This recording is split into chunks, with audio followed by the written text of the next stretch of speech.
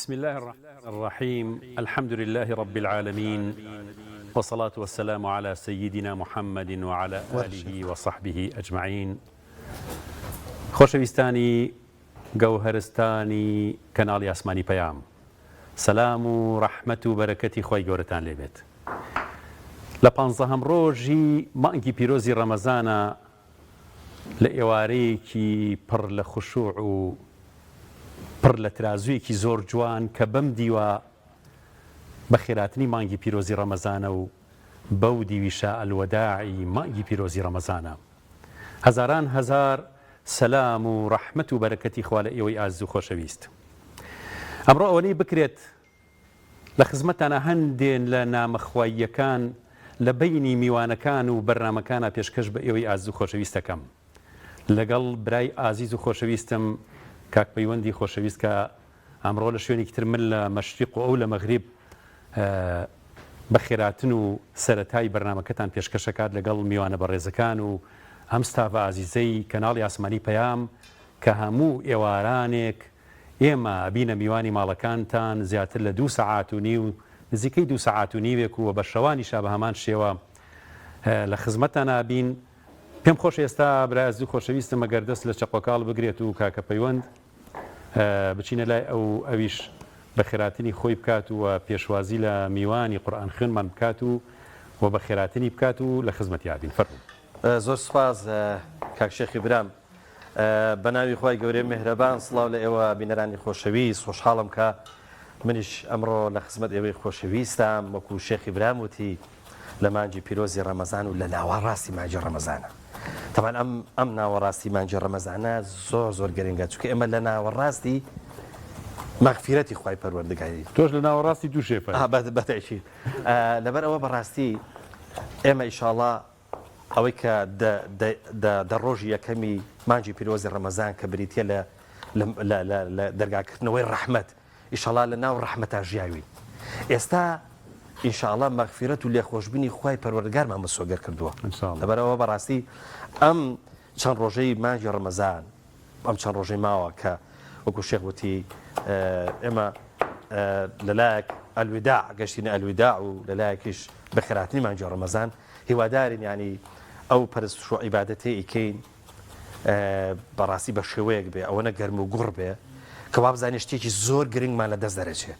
ئەمە بابەتێکی زۆر گرنگە، خوای پەروەردگار ئینشاءڵڵا لە هەموو لایەکمانی قبوڵکە. بەڵێ خۆشەویستان، ئەمڕۆ من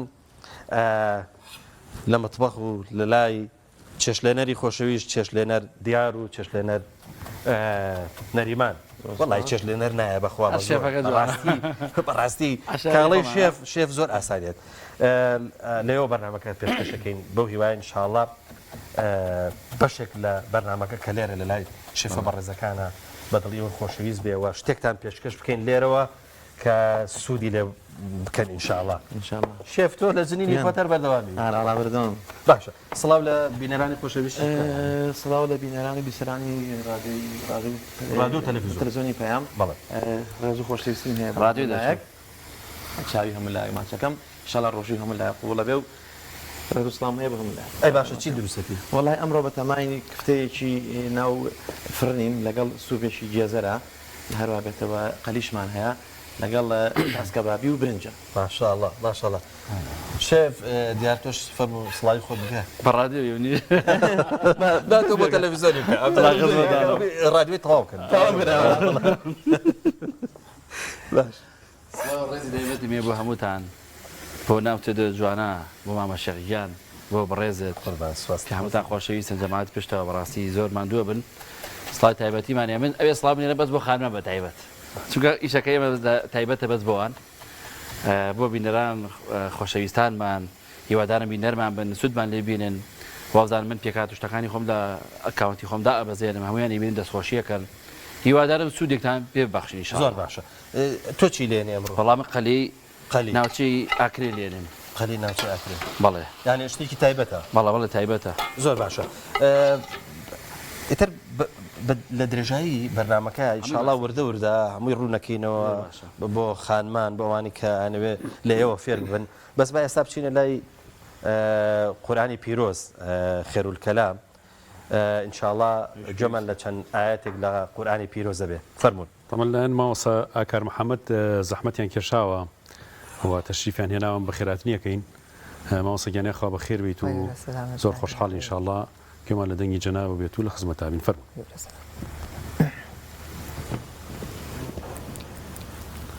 أعوذ بالله من الشيطان الرجيم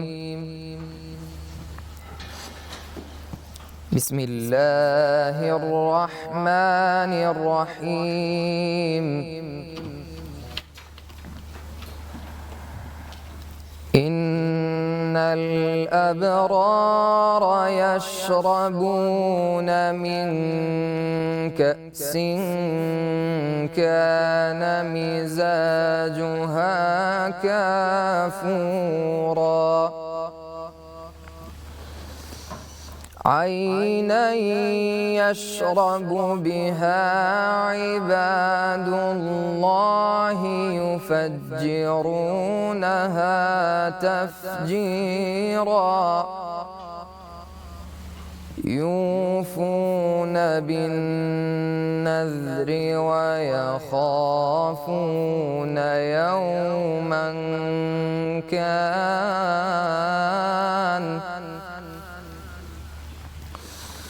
يوفون بالنذر ويخافون يوما كان شره مستطيرا ويطعمون الطعام على حبه مسكينا ويتيما وأسيرا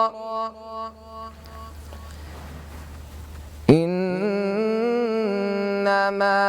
نطعمكم لوجه الله لا نريد منكم جزاء ولا شكورا إنا نخاف من ربنا يوما عبوسا قمطريرا فوقاهم الله شر ذلك اليوم ولقاهم نضرة وسرورا وجزاهم بما صبروا جنة وحريرا متكئين فيها على الأرائك لا يرون فيها شمسا ولا زمهريرا ودانية عليهم ظلالها وذللت قطوفها تذليلا ويطاف عليهم بآنية من فضة وأكواب كانت قوارير من فضة قدروها تقديرا ويسقون فيها كأسا كان مزاجها زنجبيلا عينا فيها تسمى سلسبيلا صدق الله العظيم. خۆی گەورە پاداشتی باتە ئینشاءالله. وای گەورە پاداشت باتە برا. طبعا مەوەساکەر جنابتان ئیمامیشن وایە؟ والله إمامة بەڵام کەمتر يعني ئیمام نیم بە بەس وەختێک کە ئیمامەتەکەی طبعا لە جەهریەکانە قورئانە خوێنی طبعا بەڵێ ماشاءالله باش ماشاءالله دەنگی زۆر خۆشە هەیە خوارزێ خۆی گەورە پاداشت باتە ئینشاءالله. کاکە کاربا بزانین لەکەیەوە جەنابەت بە خزمەت قورئان گەیشتووی لە خزمەت قورئانای و چۆن فێری قورئان خوێندن بووی و چۆن ئێستا بە شێوازە جیاوازەکانی قورئان خوێندن قورئانە خوێنی چ بە تیلاوە چ بە تەرتیل بازانین بۆمان باس کە بزانین کەی بوو کە بە خزمەت قورئان گەیشتی. بناوی خۆی گەورە میهرەبان من طبعا هەر لە مناڵیەوە بە حکمەوەی باوکم ئیمام و خەتیبی گوندی چنارێ بە حکمی ئەوە ئەبووە هەر یعنی ئەبێ لەگەڵ قورئانە تێکەڵبی و الحەمدولله باوکشمان وا ڕاهێنابووین کە دڵمان لەگەڵ قورئانە تێکەڵ بێ و لە ماڵیشەوە ماشەڵڵا ینی بەردەوام دایکم لەگەڵمانە خەریک بووە بۆ پێگەیاندنمان. طبعا چەند قۆناغێکم بڕیوە هەر کەسێک بە چەند قۆناغێکا تێپەڕێ من سەرەتا لای باوکم خوێندومە لا مزگەوت و لە ماڵەوە و دواتریش لە چەند شوێنێکی تر خوێندومە لای مامۆستانی جیاواز بەڵام وەکو ئەو شێوەی کە بە شێوەیەکی ئەکادیمی و قیراعات بخوێنم ئەو ماوەی 4 ساڵە لە دەستگای نووری حکمەم لە شارە زوور لای مامۆستا سوێران خی گەورە سەلامەتی کە خی گەورە جەزای خێری بداتەوە لای ئەو تەلەبەی قیراعاتم و دەرسی تریشمان لای مامۆستا گەرمیانە. دەستان خۆش بێ ئێستا بە چەند شێواز قورئانە خوێنیت؟ سەرەتا قورئان خوێندن پێ سەوتی ئەوێ سەوت خۆشی و زائیدەن مەقاماتیشی ئەوێ الحەمدولله منیش شارەزایەکی کەمم هەیە لە مەقاماتە بە شێوەی تەرتیل ئەخوێنم وە شێوەی عێراقی و میسریش بەڵام زیاتر تەرتیلەکەیە خی گەورە مەفەقەت و پێشنوێژی و باشە کاکار با پرسیارێکی زۆر شەخسی بکەین هەیە پێی خۆشە کوڕەمەلایە هەیە پێی خۆش نییە بابزانم چونکە کوڕەمەلابوونیش ها ئیلتیزاماتە ئەرکێکی قورسە ینی بابزانم تۆ پێت خۆشە کە کوڕەمەلایت وڵی جا الحەمدولیلا ینی ئەو فەزڵی کە خۆی گەورە دایەتی بە من زۆرێک لە خەڵک لی بێ بەشە چکم بەڕاستی کوڕەمەلابوون نیعمەتێک ینی تۆ بەبێ ئەوەی هیچ هەوڵێک بدەی هەر لە مناڵیوە ڕاهێنراوی لەسەر بۆ منە ئیشکردن لە بواری ئاینیا بۆ منە ئیشکردنی عین لەسەر دڵی خۆت سەرەتا ئیشکردن لە ئەعمالی خۆتە. باشە کاک شێخ یەکێکە لەو دیاردانەی کە مامۆستای ئاینی بەڕاستی لە خەڵکی تر جاکاتەوە ئەوەیە کە هەموو مامۆستایەکی ئاینی کتێبخانەیەکی هەیە ینی زۆر جار با پرسیارەکە ئاوا لێ بکەم با بزانین لە کتێبەکانی باوکیشت بەهرەمەند بوویت؟ واللهی الحەمدولله ماشەڵڵا باوکم کتێبی زۆر زۆرە ئەگەر بڵێم بەهرەمەند نەوەڵا لە سەدا لەوانەیە بڵێم 54 بەهرەمەند بووی چکم بە حکمی کتێبەکانی زۆربەی عیلمین و الحەمدولله بەشێکی بەڵێ. طبعا کاک پەیوەند کوڕەمەلابوون شتێکی زۆر خۆشە طبعا منیش کوڕەمەلای ئەوەی کوڕەمەلا بێت نیوەمەلایەتێکی بەرەکەوێ ینی هەرە بێت هەیبەت و ئەخلاق و هەڵسو کەوتێ بێ مەلایەنە بێت و حرمەتی ئەو مەنسەک و ڕێوشێنە جوانە بگرێ ئینشاءالله جنای مامۆستاکاریش کوڕی مامۆستا مەلا هەموو ئینشاءالله ئەو ڕێگە پاک و جوانە ئەگرێ پشت بەخوای گەورە خواتەوە فیرسان با یا ڕەبی. کاک شێخ تەبان لەگەڵ مامۆستا ئاکار و مامۆستانی تریش هەر بەردەوامە بین بەڵام ئێستا کۆمەڵێک مناڵی بەهرەمەند هەن لە هەرێمی کوردستانە ماشەڵڵا خەریکی تەحفیزی قورئانن خەریکی با بڵێن خوێندنی ئاکارە ئیسلامیەکانن بەڕاستی ئێستا الحەمدولله هۆشیارێکی باشی ئاینی هەیە و بە تایبەتیش لە بواری مناڵانە ینی بواری مناڵانش بوارێکی زۆر زۆر گرنگە. پێمە خۆشە هەم ئێمە و هەم بینەرانی خۆشەویستیش سەرنج ڕاکێشن بۆ مناڵێکی بەهرەمەند بۆی هەمومان پێکەوە ئەو مناڵە بەهرەمەندە ببین.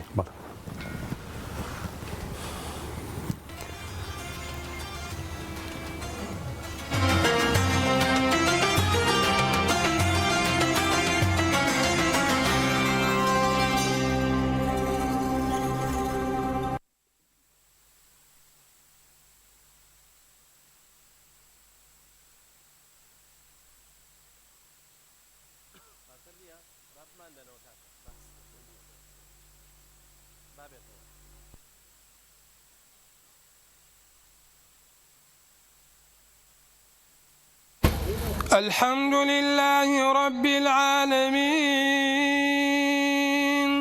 الرحمن الرحيم مالك يوم الدين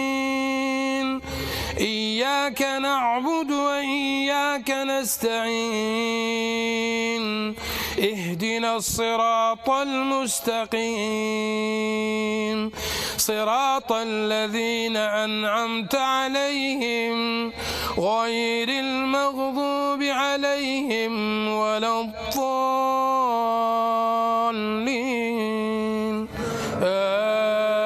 آمين لا نكلف نفسا إلا وسعها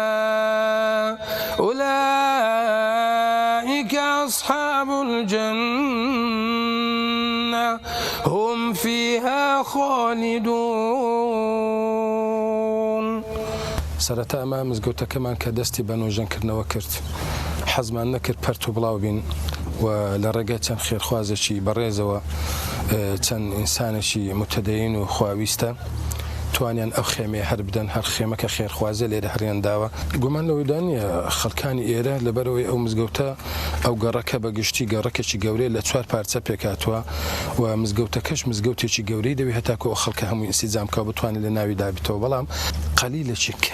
کەمێکی یەکجار کەم دێنێ ئێرە چونکە جێگایەکە بە خۆت دەبینی هەندێک جێگا نابتەوە خێمەکە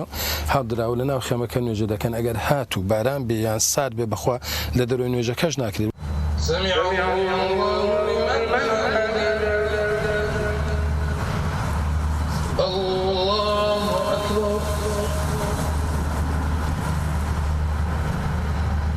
الله أكبر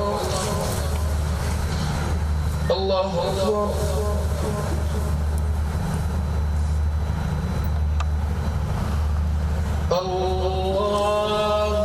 أكبر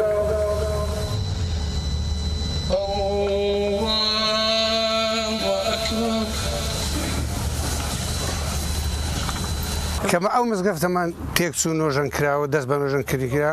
هیچ جێک نەبوو خەڵکی ئەو گەڕەکە نوێژی تێدا بکە. ئێمە بە ناچاری لەو حەدیقەی لەبەر سەرما و لەبەر گەرمان نوێژمان کرد تا بۆی لێ هات بارانباری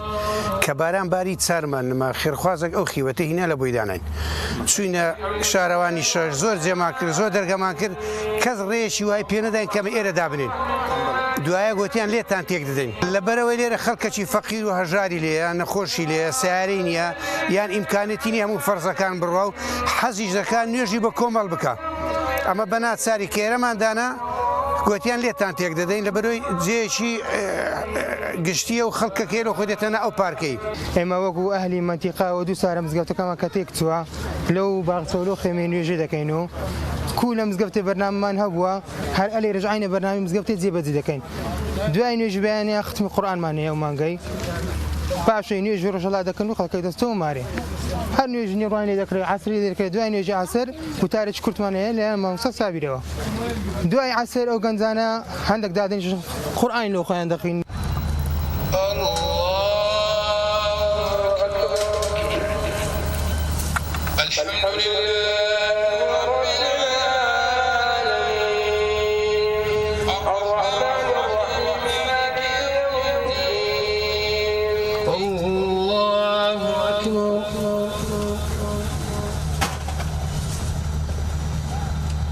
الله أكبر الله أكبر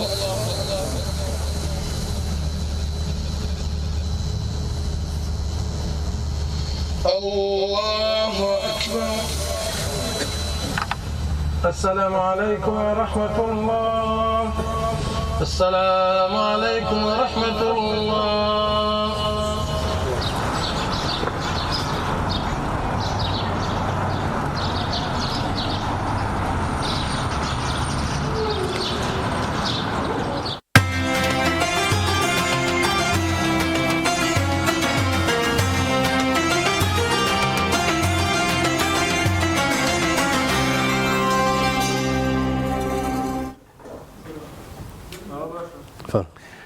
کاک پەیوەند زۆر جار فیستیڤالێک ئاهەنگێک جار وایە 6 مانگ 5 مانگ ئامادەباشی بۆ کرێتەوەکو ئەو ویزیفاڵە بگرێت کارەبا نابێت لەو شوێنە یا شتێک ڕۆدا یاخود گەرمی و ساردی شوێنەکە خەلی تێکەوێ سیرەکەی ئاهەنگکە داخرێ و ئەڕوا و ئەڵەن کاتێکتر ئاهەنگکاکرێ بەڵام 5 فەرزەی نوێش یعنی لە ناو موسڵمانانە وای لێ هاتووە تۆ ئەگەر مزگەوتەکەشیان نوێژن بکرێتەوە گەر 2 ساڵیشی پێ بچێکە و ڤیدۆیی کە بینیمان ئەوە خەڵک ئامادەیە لە حەدیقەکانە لەژێر بارانە لەژێر بەفرە یعنی تەسەڵ کە ڤیدۆی وا هەیە لە باسی رووسیاکە جاری وا هەیە لەژێر 20 دەرەجە ژێر سفرە سیرەکەی جومعاکەن ئەم خەڵکە هەموو یۆساوە تا مامۆسا خەتیبەکە کە وتارەیات و دواییش نوێژەکەن و هەمویان ئەم دەشت و ئەم شوێنە ئەم باخش و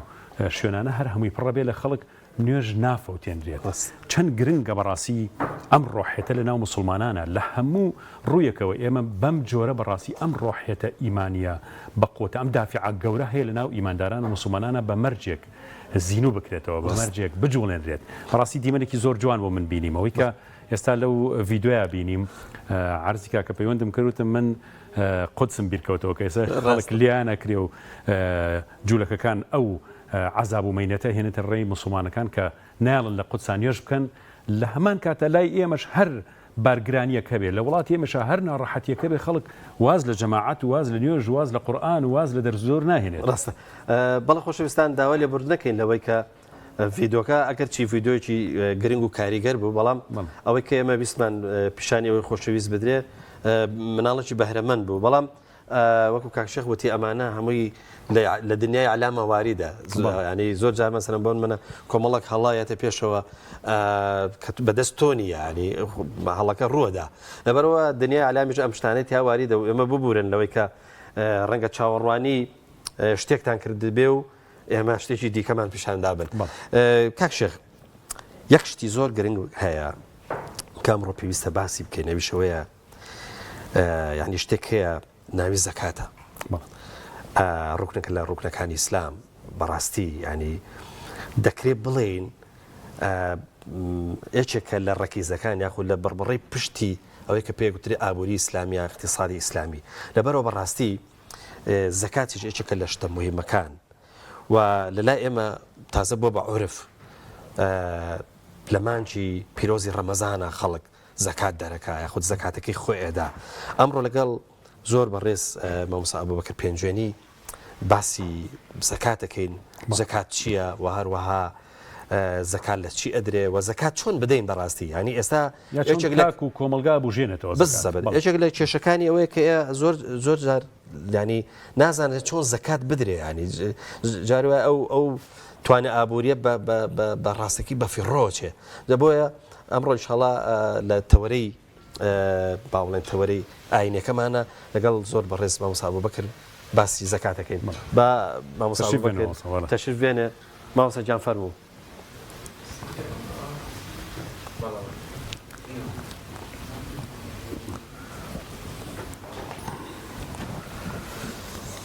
عليكم السلام ورحمة الله وبركاته مامۆستا گیان بەخێر بێ سەر و سەرچاومان داخوا بەخێر بێ بەخێر بێ بەخێر بێ باش قوربان حاڵ باشە بەخێر بێ فەرموو مامۆستا گیان باشن باشن براکەم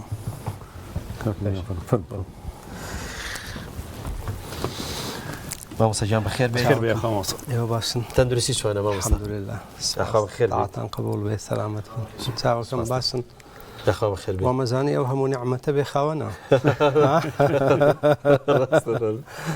داخوا بەخێر بێ مامۆستا سەلامەت بەخێر بێ مامۆستا ئوستاد باشن تەندروستی الحەمدولله باش شکر بخوا الحەمدولله سەلامەت بن مامۆستا ئێمە مانەوێ باسی زەکات بکەین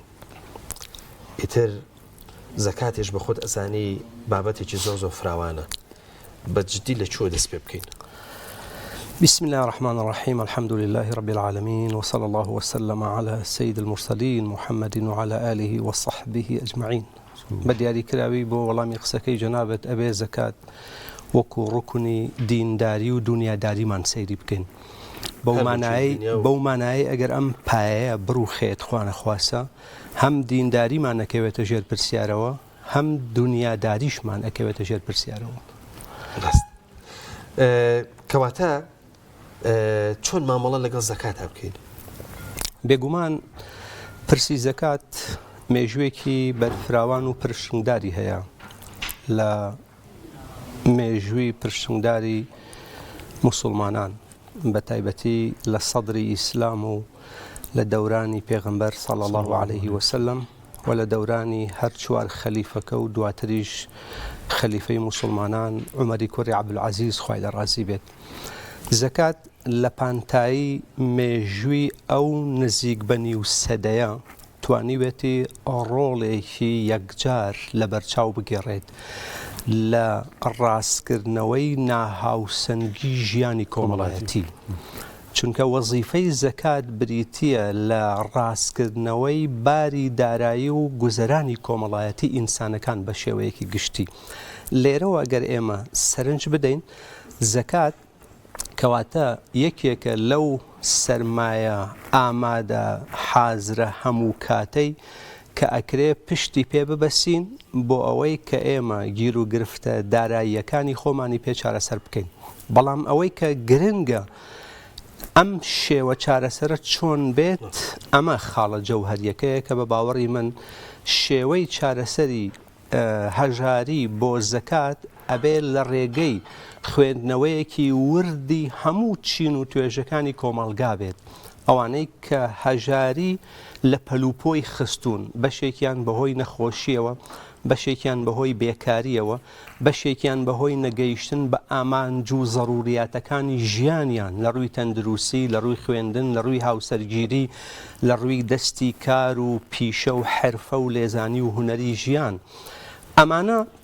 ئەبێت لەو ڕوانگەیەوە ئێمە بتوانین لەسەر بنەمایە کە ئیمامی شافعی بە ڕەحمەت بێ دیاری کردووە کە ئەویش بریتێ لە تەمام الکیفایە. تەمام الکیفایە ئەبێ هەژاری وەکو زۆنێکی مەترسیدار سیر بکرێت. ئێمە نەچین لە ناو خودی زۆنەکەیە هەژارەکان بەخێو بکەین، ئینەما یەک دەستیان بگرین، دایان بشۆرین، بیان هێنینە دەرەوە، ژمارەیان کەم بکەینەوە بەوەی کە چارەسەری ڕیشەیی کێشەی خودی ئەو هەژارە بکەین بە شێوەیە کە بتوانێت لە ساڵانی داهاتووە احتیاج نەبێت بە دەستپانکردنەوە و بەڵکو لەوەش گرنگتر بتوانێت کۆمەکمان بکات بە ماڵی زەکات. مامۆستا باس لەو 50 ساڵەی سەردەمی زێڕینی خلافەتی ئیسلامی کردا حەزرەتی عومەری کوڕی عەبدولعەزیز، ئەو کاتە مؤسسات و دەوڵەت و هەموو شتێک دەوڵەتی ئیسلام بوو. بەس زەمانەکەی ئێستا گۆڕاوە، یعنی ئێستا چۆن مامەڵە لەگەڵ فقهی زەکاتا بکرێت، چۆن سنفەکان دیاری بکرێت، هەژارێکی زۆرمان هەیە، چۆن پەرتەوازە نەبێت ئەم زەکاتەوە بگاتە شوێنی خۆی. بێگومان بەداخەوە لە دنیای ئێمەیە بە تایبەتی لەسەر ئاستی هەرێمی کوردستان و عێراق یعنیش پەرزیەکی زۆرمان هەیە ئێمە. بەڵام ئەگەر بگوازینەوە بۆ بەشێکی تر لە وڵاتان و بە تایبەتی وڵاتانی خەلیج، یعنی توانیویانە نموزەجێکی جوان لە ڕێگەی سندوقی زەکاتەوە بە شێوەیە کە لەسەر بنەمای تەکافولی ئیجتیماعی، هاریکاری و هاوکاریەکی بەردەوامی مانگانەی خەڵکی هەژار و خاوەن پێداویستیەکان بکرێت. یعنی دروستترین شێوازی مامەڵەکردن لەگەڵ سەرمایەی زەکاتە، لەگەڵ داهاتی زەکات ئەوەیە کە بکرێتە دامەزراوە. و ئەم دامەزراوەیە قورئانی پیرۆز ئیقراری کردووە لە پێش ئیقرارکردنی دەوڵەتی ئیسلامی و دەوڵەتی مەدەنیەوە. کەواتە ئەمە ئەوەمان پێڵێت ئێمە بە شێوەیەکی دەستەجەمعی نەبێ ناتوانین ڕوبەڕووی کێشە و گرفتەکان ببینەوە. بۆیە باشترین ڕێگا ئەوەیە کە لە ڕێگەی ڕێکخراوە خێرخوازیەکانەوە بتوانین دەعمیان بکەین بۆ ئەوەی ئەوان دەعمی بەردەوامی هەژارەکان بکەن و ئەوانش لە نێوان خۆیانە پەیوەندی و کۆنتاکێکی گەرمیان هەبێت بۆ ئەوی بتوانن تەنسیقێکی بەردەوام لە نێوانیانە هەبێ بۆ چارەسەر لە ڕوویەکی تریشەوە بەشێک لە دەوڵەمەندەکان ئەوانەی کە گروپن و خۆیان هاوبەشیەکیان هەیە سەرمایەدارەکان یا خۆشەویستی و سەداقەتێکیان هەیە لە نێوان خۆیانە ئەوان ژەتوانن بە شێوەی گروپ بەشێکی باش لە سەرمایەکەیان تەخسیسکەن لە زەکات بۆ ئەوەی کە بتوانن چارەسەرێکی ڕیشەیی کۆمەڵی خەڵکی دیاریکراوی هەژار و خاوەن پێداویستی پێ بکەن. مامۆستا ئێستا وەکو وتمان موسسە نییە بۆی کە پشتی پێ ببەسرێ یا موسسەیەکی سیقە پێکرا و متمانە پێکرا و کە تۆ زەکاتی پێ بدەی ئەو زەکاتەش بەو شێوە هونەری و گرنگە مەسەلەن بۆ منە دابەش بکا و هەژارەکان و فەقیرەکان مەسەلەن لە هەژاری دەربێنێ. بەڵام پرسیارەکەوە کەسێک هەیە ئێستا بڕێک زەکاتی هەیە، چۆن وای لە بکەین کەم زەکاتە بەباشی بدایانی خۆی مامۆستا ئێساش کێشەیە ئەمەی کەسێک بڕێکی باش زەکاتی هەیە بەڵام ئەوە نە بڵاوێکاتەوە ئەوە نە بچووکێکاتەوە دێنێ بۆ 50,000 و 30,000 و ئەوانە یعنی بە شێوەیەک دابەشێکا کە هیچ ڕۆڵێکی نابێ ئەو زەکاتە بادا بنێن کەسێک دەفتەرێک دۆلار زەکاتی هەیە چۆن ئەم زەکاتە باشە ینی چۆن ئەگات چۆن سەوابە و خێرەکەی مەسەلەن بۆ نمونە دەسەکەوێ لەوەی کە زەکاتەکەی بدات بێگومان ئەم بابەتە وەکەڵەی بابەتێکی قورسە ئێمە لە ناو جەرگەی وەکەڵەی قەیرانی بێ ئیدارەییین لە ڕاستیە کە ئەمە کێشەکەیە بۆ سندوقی زەکاتیش و بۆ کۆکردنەوە و دابشکردنەوەی داهاتی زەکاتیش بە هەمان شێوە ئەم قەیرانەمان هەیە بۆیە بەرپرسیارەتی یەکەم کەوتوەتە سەر ئەو کەسێک کە خاوەنی خودی زەکاتەکەیە یعنی کەسی دەوڵەمەندە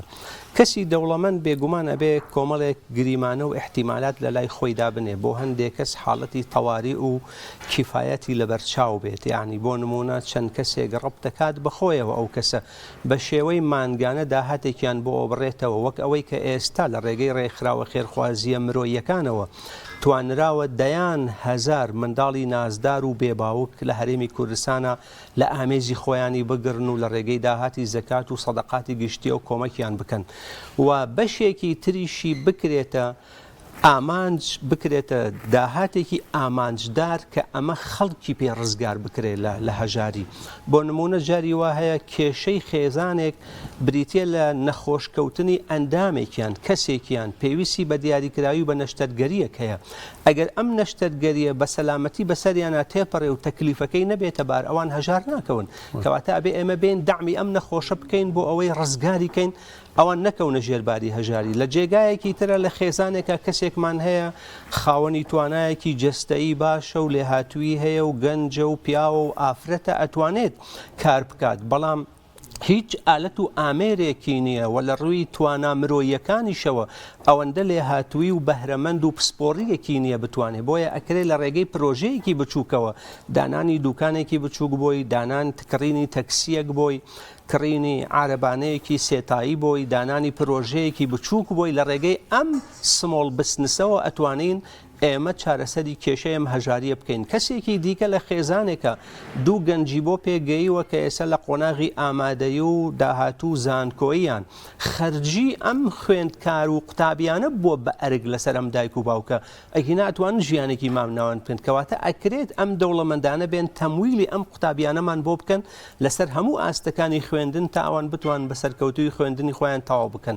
چەندەها جار هەبووە ینی باوکی وا هەبووە قەرزی کردو بۆ خوێندنی مناڵەکەی ئێستا مناڵەکەی لەم شارەیە کەسێکی عیملاقە الحەمدولله یعنی پسپۆڕیەکی جوانی هەیە ڕۆڵێکی کاریگەری هەیە ئەتوانێت خزمەتێکی گەورە بکە و جێدەستی لە پانتاییەکی زۆرە دیارە بۆیە ئێمە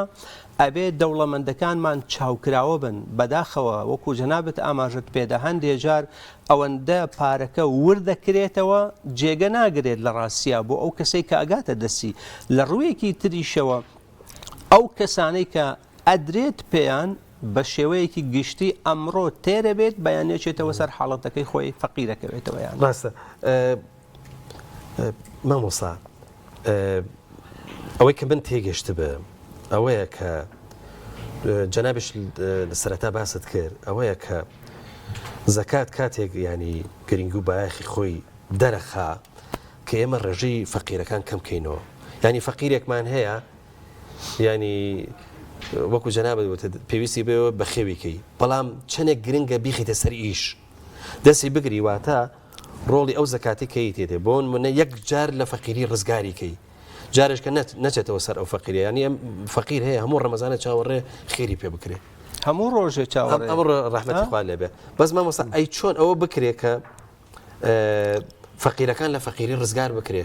و بە تایبەتی ئێستا مامۆستا ینی ڕەنگە فەقیرێک هەبێ دەکەس یارمەتی بە بەڵام فەقیرێک هەبێ کە ڕووی نیاخود و خۆی وانیشان نادا کە فەقیرە ڕەنگە کەس یارمەتی نەیە ئەمانە ینی چۆن ئەمانە ئەم زەکاتە چۆن بکرێ بە فرسەتێک بگاتە دەستی مستحق بەزابەت بۆی ڕزگاریشان کە لەو ژانە تاڵێکە هەیەە بێگومان ئێستا لە وڵاتانە ڕێگەچارەی زۆر باشەیە بە نمونە گەر ئێمە سەیری وڵاتی مالیزیا بکەین لە وڵاتی مالیزیا ئەوانەی کە هەژارن هەر لە بنەڕەتی ژیانیانەوە دێن لە کۆمەلگایەکی نیشتەجێبوون و دروستکردنی خان و شارێکی تایبەت پێیان یعنی خزمەت گوزاریەکانی ئاو کارەبا و ڕێگەوبان و خوێندن و پەیوەندی تەلەفۆنی و هەموو ئەمانەیان بۆ سفرەکەنەوە سفر بەها هەموو ئەم شتانە بە خۆڕایی بێت بۆیان لەولا شەوە بەپێی تاکی خێزانەکە هەر یەکەیان لە یەکێک لە کۆمپانیا سەرمایە گوزاریە جیهانیەکانە کە لە بۆرسەی عالەمیە بوونیان هەیە پشکداریان ئەدەنێ و دوجار ڕێگەیان ئەدەنێ بەپێی داهاتی خۆیان خێرەومەندەکان یا سندوقی زەکات دەعمیانەکات پشکەکانیان بۆ ئیزافاکات و سەرمایە گوزاریان بۆکە دوجار بە باڵانس و برێکی تایبەت لە قازانج ڕێگەیانەدا کە بە شێوەی ساڵانە یا بە شێوەی مانگانە خۆیان سەحبی بکەن کەواتە بۆ دەستگیرۆیی هەژارەکان ئێمە دەیان ڕێگەی تایبەتمان هەیە لە ڕاستیە یەکێک لەو ڕێگایانە ئەوەیە کە دەوڵەمەندەکان چۆن بتوانین هەلی کار بۆ هەژارەکان برۆزینەوە چونکە هەموو هەژارێک مەرج نییە بەکەوتە بێ مەرج نییە ناتوانە بێت دۆزینەوەی هەلی کار و ڕەخساندنی دەرفەتی کار بۆ کەسی هەژار ئەوە یەکێکە لەو هۆکارانەی کە زۆر گرنگە پێغەمبەری خوا صلی الله عليه وسلم کاتێک کە کەسێک هاتە خزمەتی و داوای کۆمەکی لێکرد پێغەمبەر صلی الله عليه وسلم سەیری کەسێکی کرد فەرمووی هیچ شتێکت نییە وتی نەخێر فەرمووی هەر هیچ شتێکت نییە وتی قاپ و قاچاغێکمان هەیە لە ماڵەوە هێنای و خستیە مەزاتەوە بە درهەمێک بە 2 درهەم بە 3 درهەم فرۆشتی و دوایی تەورێک و گوریسێکی دابەستی فەرمووی ئەوەی پێ بکڕە و بڕۆ 15 ڕۆژ دار بهێنە لەو شاخە کەواتە دۆزینەوەی دەرفەتی کار و هەلی کار ئەمە یەکەم هەنگاوی ڕوبەڕووبوونەوەی ڕاستەقینەی هەژاریە بۆیە گرنگە کە دەوڵەمەندەکانمان بەقەدەر ئەوەی کە لە بواری خێرخوازیە کارەکەن ئەوەندەش بیریان لای ئەوە بێ لە داهاتووە ببنە خاوەنی پرۆژەیەک بۆ ئەوەی هەلی کار بۆ هەژارەکان بڕخسێن بۆ نمونە لە وڵاتی وایە هەیە توانیوێتی هەلی کار بۆ زیاتر لە 500 کەسی خاوەن پێداویستی بڕخسێنێ و خودی خاوەنی کارگەکەش خۆی کەسێکە خاوەنی پێداویستیە کەسی تری وامان هەیە توانیوێتی ئەڵێ من خۆم پێویستم بە سەرمایە گوزاری نییە ئیشباع بووم لە ڕووی سەرمایە و پارەوە بەڵام پرۆژەیەکی هێناوە دروستی کردووە هەلی 50 هەلی کاری ڕەخساندووە بەس بۆ ئەوەی کەسەکە بەسەر بەرزی پارەکە وەربگرێ هەست بە احتیاجی خۆی نەکا و لە بەرامبەر عەرەقی نەوچێوانی خۆیەوە بێت بۆیە دەوڵەمەندەکانمان بەشێک لە بەرپرسیارەتیەکەیان ئەوەیە کە وەبەرهێنانیان وەبەرهێنانێکی ناوخۆیی بێ ئێمە ئابوووریەکەمان بکەینە ئابوووریەکی بازنەیی بەو شێوەی کە بووینەتە لەشکرێکی بەکاربەر لە هەمان کاتا ببینە لەشکرێکی وەبەرهێنیش ماوەسەکان حەزەکەین بچینە خزمەتی ماوەسا ئاکار محەممەد ئەگەر هەندێک قورآن قورآنی پیرۆزەگرینم دواتر لەگەڵ جەنابشتە هەر بەردەوام بێ فەرمووە شوێ ڕۆح أعوذ بالله من الشيطان الرجيم بسم الله الرحمن الرحيم يرسل السماء عليكم مدرارا ويمددكم بأموال وبنين ويجعل لكم جنات ويجعل لكم أنهارا ما لكم لا ترجون لله وقارا وقد خلقكم أطوارا ألم تروا كيف خلق الله 7 سماوات طباقا وجعل القمر فيهن نورا وجعل الشمس سراجا والله أنبتكم من الأرض نباتا ثم يعيدكم فيها ويخرجكم إخراجا والله جعل لكم الأرض بساطا لتسلكوا منها سبلا فجاجا قال نوح رب إنهم عصوني واتبعوا من لم يزده ماله وولده إلا خسارا ومكروا مكرا كبارا وقالوا لا تذرن آلهتكم ولا تذرن ودا ولا سواعا ولا يغوث ويعوق ونسرا وقد أضلوا كثيرا ولا تزد الظالمين إلا ضلالا مما خطيئاتهم أغرقوا فأدخلوا نارا فلم يجدوا لهم من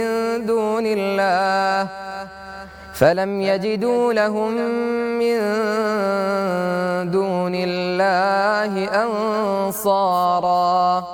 صدق الله العظيم. خۆی گەورە تەوفیق بە ئینشاءڵڵا ماوەسا کارگیان ماوەسا بەکر ئەگەر دەربارەی زەکات دەرکردنی زەکات ئەگەر بە شێوەیەکی مؤسسەسی و بە شێوەیەکی زانستی و بە شێوەیەکی دەوڵەتی ئیشی لەسەر بکرێت وەختێک ژمارەیەکی زۆر دەوڵەمەند سەباڵی نمونە لە کوردستانە هەیە لە عێراقا هەیە ئەگەر خەڵکی هەمووی بە ڕێژەی زەکاتەکەی با چەندێک خەڵک ئیسفاداکە ئایا دەرکردنی زەکات لەو میقدارە دەوڵەمەنی کە هەیە لە کوردستانە لە عێراقا لە عالەمی ئیسلامیە چەندێک ڕێژەی هەژاری کەمەکاپی یعنی فەرسەفەی زەکات سوودێ بەمە ئەگەیەنێ ئێستا ئەگەر فراوانتر قسەیە بکەین لەسەر ئاستی جیهان ئەو سەرمایەی کە ئێستا هەیە لە بوونە لە بەرابەر 8 ملیار مرۆڤە ئەگەر بە شێوەیەکی نیمچە دادگەرانە بین عادیلانە دابەشی بکەینەوە هەر 8 ملیار مرۆڤەکە پێی ئەوێتە ملیۆنەر یعنی هەموو کەسێک لە ئاستی خۆی زیاتر لە 100 دەفتەری دەسەکەوێت ئێمە لە ئەمڕۆیە لە دنیاە کێشەیەکی گەورە کە ناوی هەژاری بێ بوونی نییە ئینەما نادادیمان هەیە ئێمە چاوچنۆکیمان هەیە تەمەڵی و کەمتەرخەمیمان هەیە و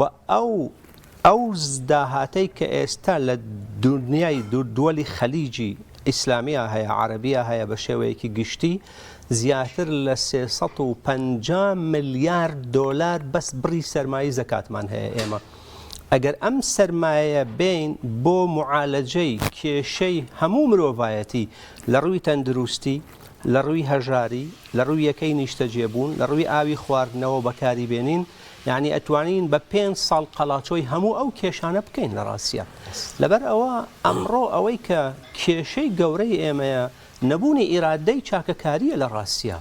نەبوونی لە خۆبوردووی و ئیسارە کە بەداخەوە ئەمڕۆ دوو دەردی کوشندەی دەرونی دنیای ئێمەی تەنیوە کە ئەویش بریتێ لە چاوچنۆکی لە دنیای مادیاتە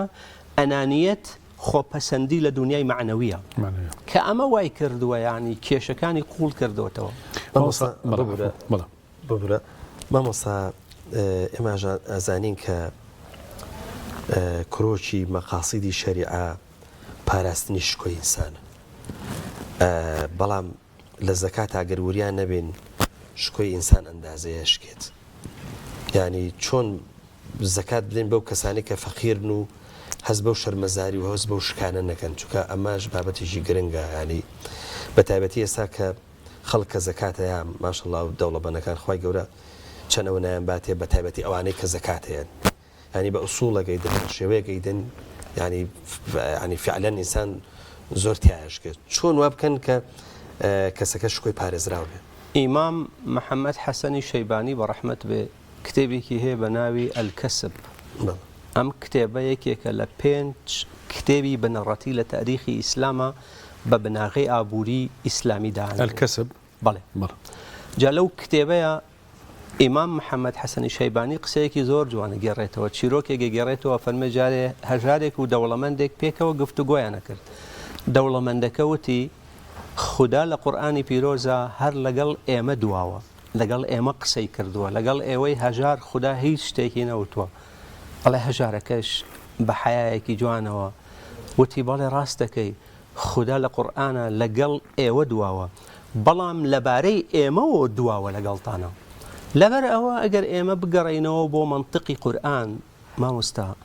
یعنی قورئان زۆر جوان ئەم منزومەی داڕشتووە ئەم ڕشتەبەندیە زۆر کۆنکرێتیە یعنی تۆ ملاحەزە بکە لە بابەتی قەرزە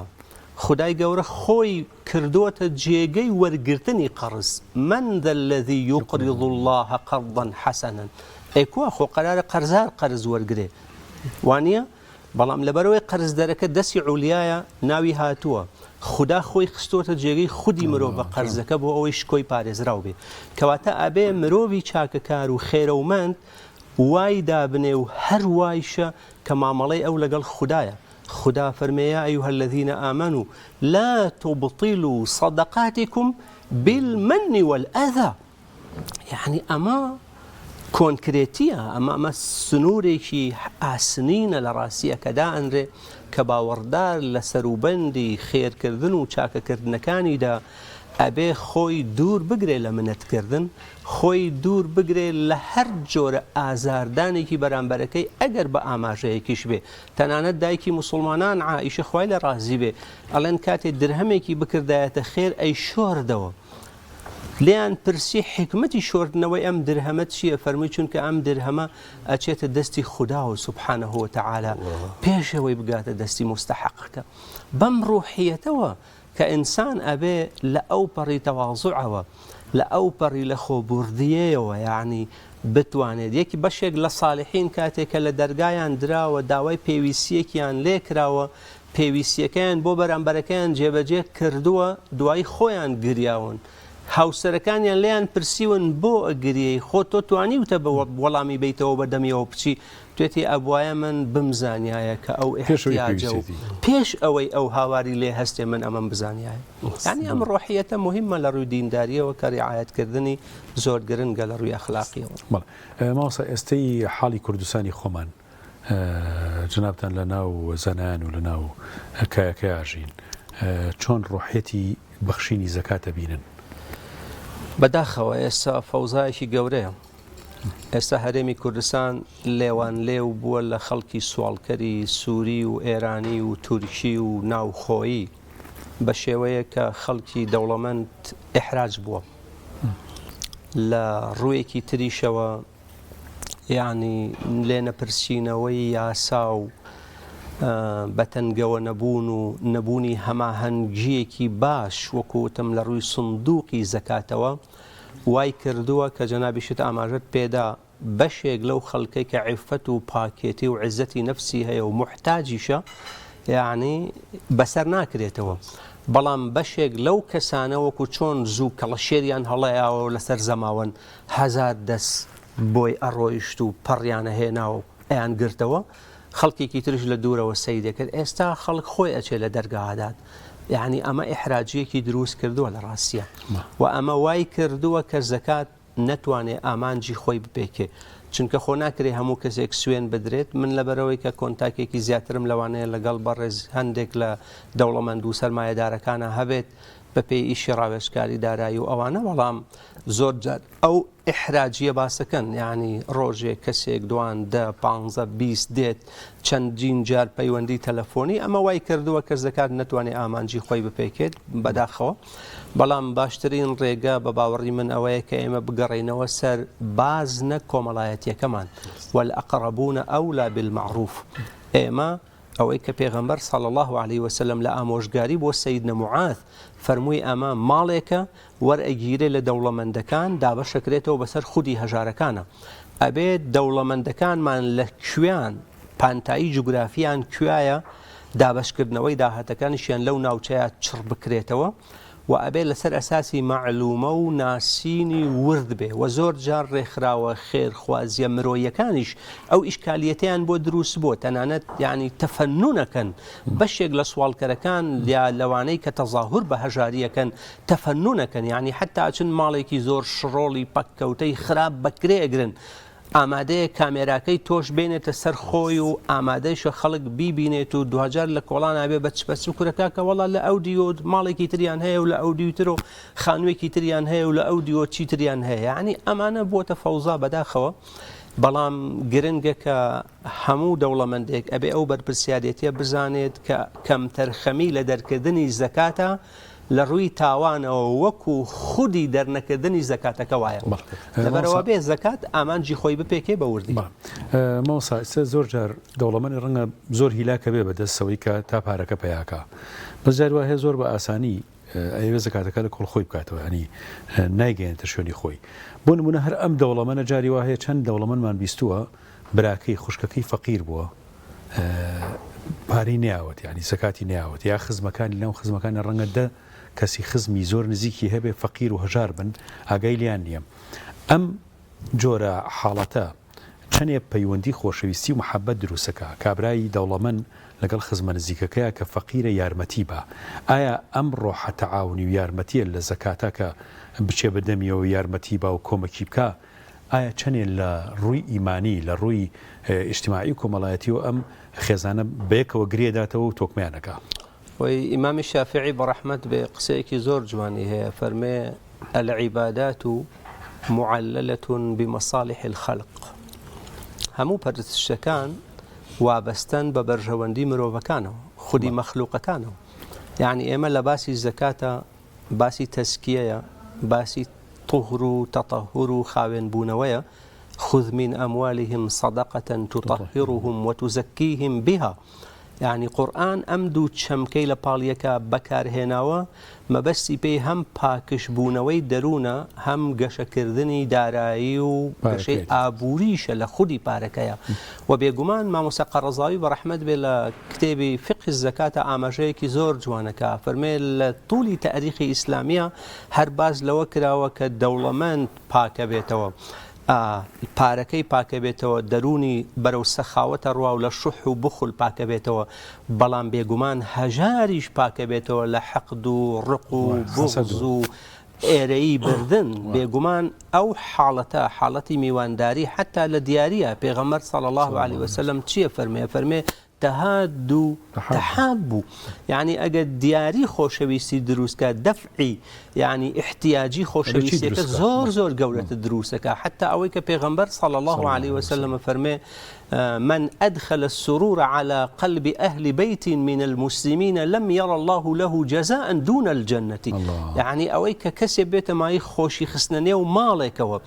کە خانەوادەیەک دڵخۆشکە ئیمامی نەوەوی بەڕەحمەت بێ فەرمێ لەو خۆشیانە ئەوەیە کە تۆ قەرزەکەی بۆ ببژێریتەوە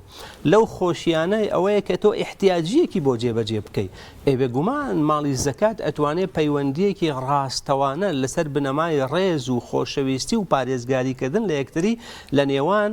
چینی هەژار و دەوڵەمەندا دروست بکە بەو مانایی کە ئەو کاتە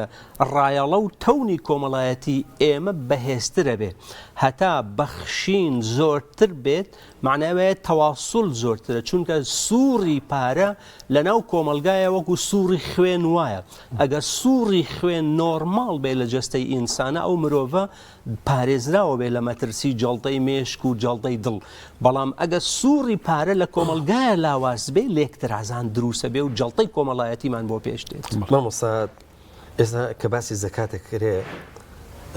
ئەوانەی کە زەکات دەرەکەن ڕەنگە خەیاڵیان بەس لای فەقیرەکان بێ بەس لای هەژارەکان بەڵام ئەوە تا خوای پەروەردگار لە قورئانی پیرۆزە 8 سنفی باس کردووە لەوانەی کە زەکاتیان پێشێ چۆن یعنی ئەم دیدە بگۆڕین فەقیر هەر تەنیا ئەوە نییە کە مەسەلەن بۆ منە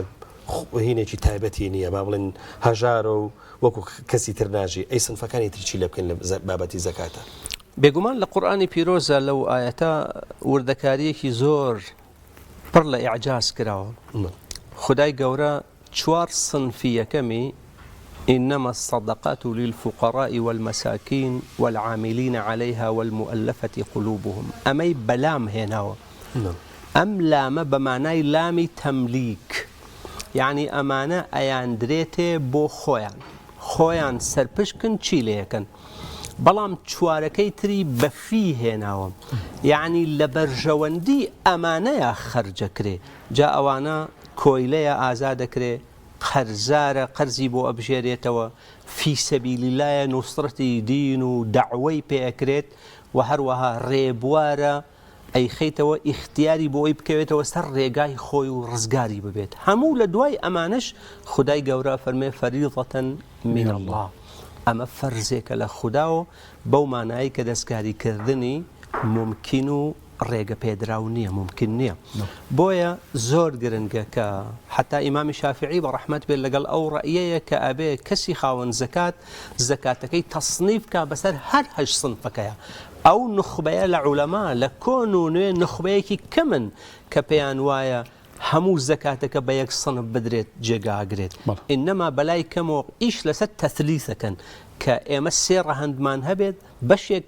تەملیک بیگرێتەوە لە ضمنی فەقیر و مسکینە بێ بەشێکی تریشی بێتە غاریم و فی سەبیلی الله و وەبن السەبیل و ئەوانە بەس بە پرسیاری ئەوەش بکەم بزانین مسکین و فەقیر ینی چ جیاوازییانەیە چونکە هەردووچی لە ئاەتەکە لە فەرمایشتێکی خۆی پەروەردگارە هاتووە هەر لە قورئانی پیرۆزە گەرێمە تەتەبوع بکەین میسکینە و کەسەیە کە پیشەیەکی هەیە داهاتێکی هەیە ڕوبەما ئالەتێکی هەیە بۆ نمونە لە سوورەتی کەهفە و ئەمە المەساکین ئەوەی کە خاوەنی سەفینەیەک بوون قورئان بە مەساکینیش ناویانە بات بەڵام فەقیر ئەو کەسەیە کە هیچ داهات و سەرمایەیەکی پشت پێبەستووی نییە بۆ ژیانی خۆی ماوسەکیان ئەمە زۆر هیلاکمان کردن خۆی گەورە پاداشتان باتەوە و وتەکانی ژناتان شوێنی زۆر باشەگرێت خۆی گەورە جزاتان باتەوە و جزای ماوەسا محەممەدیش باتەوە کە ماوەسا ئاکار محەممەد کە تەشریفیان هێنا و ئەو قورئانە خۆشیان بۆ خوێندین نازم کاتمان تۆزێکتر بخوێنێ لە قورئانی پیرۆز بخوێنێ زۆر باشە انشاءالله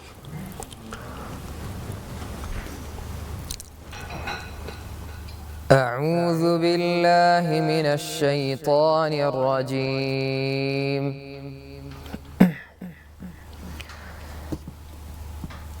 والنجم إذا هوى ما ضل صاحبكم وما غوى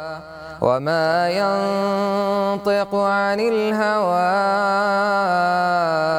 إن هو إلا وحي يوحى علمه شديد القوى ذو مرة فاستوى وهو بالأفق الأعلى ثم دنا فتدلى فكان قاب قوسين أو أدنى فأوحى إلى عبده ما أوحى ما كذب الفؤاد ما رأى أفتمارونه على ما يرى ولقد رآه نزلة أخرى عند سدرة المنتهى عندها جنة المأوى إذ يغشى السدرة ما يغشى ما زاغ البصر وما طغى لقد رأى من آيات ربه الكبرى أفرأيتم اللات والعزى ومناة الثالثة الأخرى ألكم الذكر وله الأنثى تلك إذا قسمة ضيزى إن هي إلا أسماء سميتموها أنتم وآباؤكم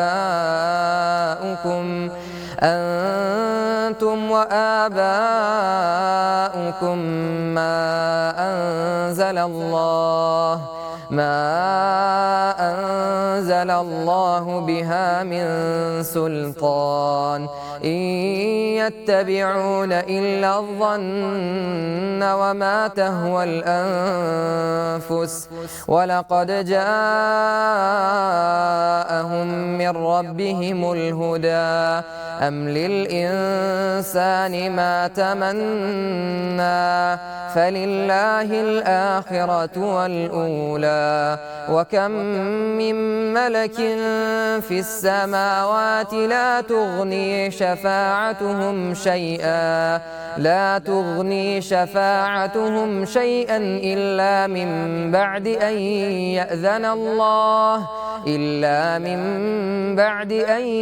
يأذن الله لمن يشاء ويرضى. پاداش باتەوە زۆر سپاس بۆ مامۆستا بەکر پێنجوێنی زۆر خۆشحاڵ بێت مامۆستاکە تەشریفت هێنا و وەڵامی پرسیارەکانە داینەوە سوپای گەورە پاداش باتەوە بۆ سپاسیش بۆ مامۆستاکار محەممەد دەستخۆش زۆر سپاس دەکەین خی گەورە پاداشتی جەنابشت باتەوە بەڵە خۆشویستانە چینە ناوبڕێکی بازرگانی واتە ڕکلاوی بازرگانی و دوایتر لەگەڵ ئێوەی خۆشەویست لەگەڵ شێخی برام و شێفەکان هەر لەگەڵ ئێوە بەردەوامە بین.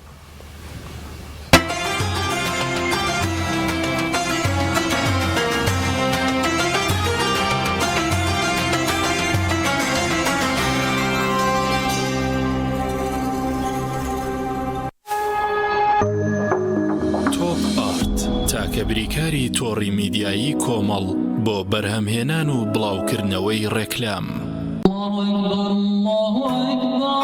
نوێژ ئەو ئەرکە ئاینیەی کە بنەما و کۆڵەکەی دینەکەمانە هەمومان لە ڕەمەزاناندا بە خوشوع و تامەزرۆی زیاترەوە هەست بە تام و چێژ و ڕەحمەتەکەی دەکەین بە هیوای ئەوەی دوای ڕەمەزانیش و بێ پچڕان و بە ئیستیقامەوە بەردەوام بین لەسەری و ڕەمەزان بکەینە مانگی عادەتکردن بەم ئەرکە پڕڕەحمەتەوە. شیری ئاڵتونسا ڕەمەزانتان لێ پیرۆز دەکات. ناوەندی سانە بۆ پێداویستی حەج و عومرە بینینی شوێنە پیرۆزەکانی ئیسلام چێژی تایبەتی خۆی هەیە. پێشانگاکەمان کار ئاسانە بۆ حاجی و عومرەکارانی بەڕێز بۆ ئەوەی سەفەرەکەیان تایبەتتر و تەنها بیر لە بەجێهێنانی فەریزەکانیان بکەنەوە. ئەویش بەدابینکردنی هەموو جۆرە پێداویستیەکانی حەج و عومرە بە نرخی جملە و باشترین جۆرەکانی کە تەسبیح بە هەموو شێوەکان و سیواک و بەرماڵ و هەموو جۆرە بۆنێکی گەورە و بچووک و کڵاو ئاوی زەمزەم بە چەند شێوازێک لەگەڵ ئەوانشدا باشترین جۆری قەڵەمی قورئان خوێنمان لا دەست دەکەوێت. لای ئێمە هەموو بابەتێک تایبەت بە دیاری بۆ خۆشەویستانت بەردەستە. ناونیشان سلێمانی حەوزە وشکەکە بازاڕی مراد تەنیشت دوکانی حاجی عارفی عتار یاخود گەڕەکی ئازادی جادەی سیەکە نزیک مزگەوتی هەنجیرەکە. بۆ زانیاری زیاتر پەیوەندی بەم ژمارە تەلەفۆنانەوە بکەن. ناوەندی سانە بۆ پێداویستی حاج و عومرە. کۆمپانیای کاروانی مەدینە. کۆمپانیای کاروانی مەدینە گەشتەکانی عومرەی دەست پێ دەکات بۆ هەردوو شاری مەدینەی درەوشاوە و مەککەی پیرۆز بە باشترین خزمەتگوزاری و نرخی گونجاو بە سەرپەرشتی مامۆستا کەمال غەفار و بەڕێبەرایەتی مامۆستایانی ئاینی شارەزا و دڵسۆز. کۆمپانیای کاروانی مەدینە بۆ حەج و عومرە. ناونیشان سلێمانی شەقامی بازنەی مەلیک مەحموود بەرامبەر نەخۆشخانەی بەخشین. بۆ زانیاری زیاتر پەیوەندی بەم ژمارانەوە بکەن. خۆمان تێکەڵەکەمان حاضر کردو و پێویست ناکا بیست هاوکێشەی چا تێکەڵکردن تاق بکەیتەوە. خۆی لەوە باشتر دەشوەکاتێ و هەر شوێنێک لێ بنی خۆش دەرەچێت. چای مؤمین تام و بۆن ئایدی ئێمەیە. ڕەمەزان لە ڕیکلامە، ڕەمەزان لە ڕاستیە. مناڵی ناسن درەنگە فریان ناکەوی. باش دایگەنی ساڵەسم. کوڕم هەزەوابان نییە. پارشێو ناکەم.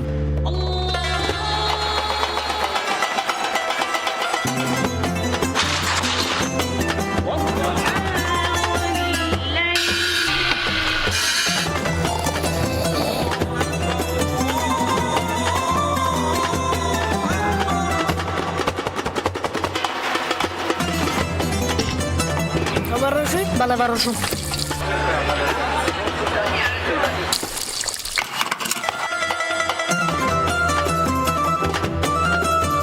ڕەمەزان وەک ڕکلامەکان بێت یاخود ژیانی ڕاستی با هەوڵدەین زۆرترین تێشوی قیامەتی تیا کۆ بکەینەوە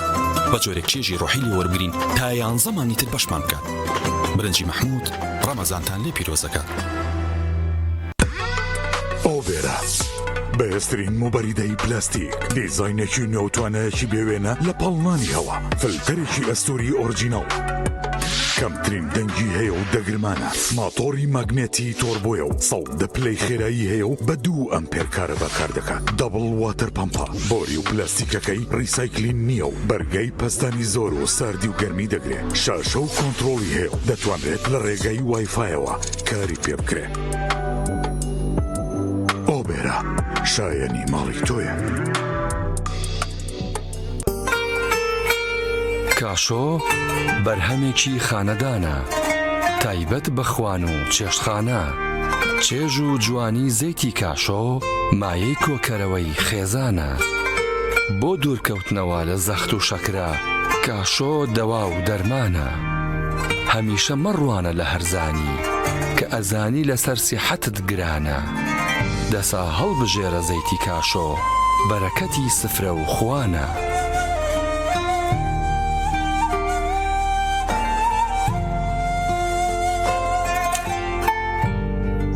چەند لە یەکتر دوور بین دیسان پێک دەگەینەوە ئێمە بۆ یەکتری پشتین نابێ بیرتان بچێتەوە وەرە عەزیز نزیک بینەوە دڵمان بۆ یەک بکەینەوە بە یەکەوە بەهێزترین با دوور نەکەوینەوە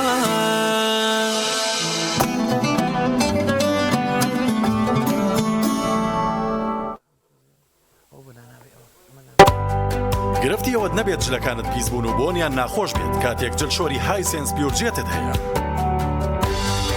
ئەم جلشۆرە سیستمی هەڵمی تێدایە بە تەواوەتی جلەکانت لە پیسی پاگەکاتەوە و بۆنێکی خۆشیانەداتێ و ناژێڵێت چرج بکەن. سیستمی ئینڤێرتەری تێدایە و ڕێگرێت لەوەی هەر گرفتێکی کارەبایت بۆ دروست بێت. دیزاینێکی جوانی هەیە و کواڵیتێکەشی هێچگار بەرزە.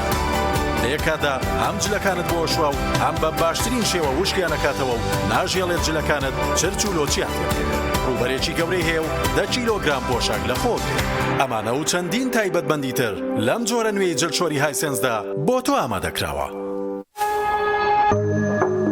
تۆپ ئارت تاکە بریکاری تۆڕی میدیایی کۆمەڵ بۆ بەرهەمهێنان و بڵاوکردنەوەی ڕێکلام.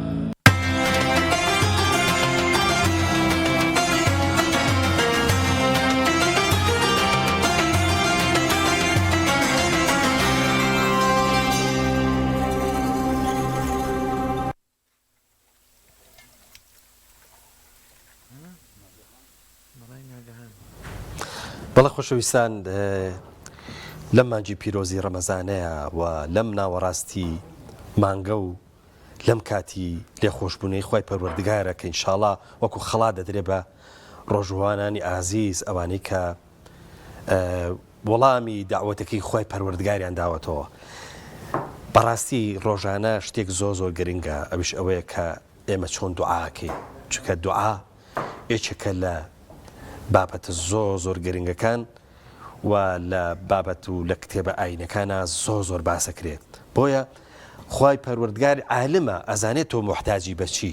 بەڵام پێخۆشە داوای لێ بکەی پێخۆشە دەسەکانت بەرز بکەیتەوە و ئیحتیاجی و بچووکی خۆت بگەینی بە دەوڵەمەنی و گەورەی ئەو. هەمیشە کاکشێخی خۆشەویست کاکشێخی برام بابەتێکی هەیە ینی پێم خۆشە بزانم بابەتی ئەمڕۆی ئەگەر لەسەر دوعابێ هەر خۆشتریشە. کاک پەیوەندی خۆشەویست وەڵاهی شتێک هەیە زۆر جوانە. یەکێک لە بانخوازە ژیانیەکان باسیەکات ماوەسا عەمەر خالید قسێکی زۆر جوانی هێڵێ هەندێک جار خوا ئیلهامی دڵتەکاتە سەر دوعایەک زۆر لە خۆت مەکە بە دوایە زۆر مەگەڕێ بەس ئیلهامی کاتە دڵە بۆ نمونە لە حەجە لە عەمرەیە لە نوێژێکە لە ڕەمەزانە دوعایەک زۆر ڕێڵێتەوە ئەچیتە سەر دوعایەک لەوە پێش نەدوتوە نازانیم دوعایە زۆر بۆی کەیت ئەفەرمێ ئەوە ئیلهامی خواییە تۆی خۆشەوێ جوابەکەی وەرگرتووە ینی تۆ ئەخاتە سەر دوعاکەت چونکە قبوڵی کردو لێت بۆ نمونەیە تۆ دوعایەکەکەیت ئەڵێ جا من خۆم خۆی ئەڵێ تەجروبەیەکم هەیە ئەڵێ لە سەفەرێکی عەمرەیە بوو یا حەجا بوو کە ڕۆشتمە مەکە من کەس نەداوامە کردوونە هیچ مەوتوەر موسڵمانێکی ئاسایی کۆمەڵی دوعاڵە کەچی دوعایەک لە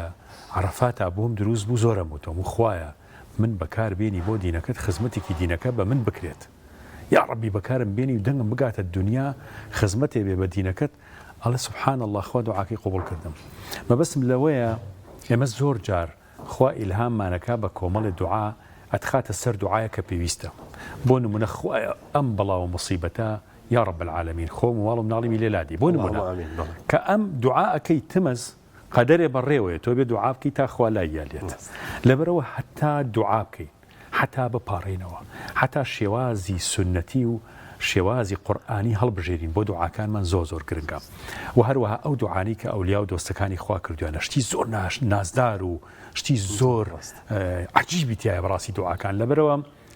با بگەڕین ئینشاءڵڵا نامەخواییەکان بکەینەوە هەموو ڕۆژێک کۆمەڵی نامەی خوایی بەدەستی ماگە کاک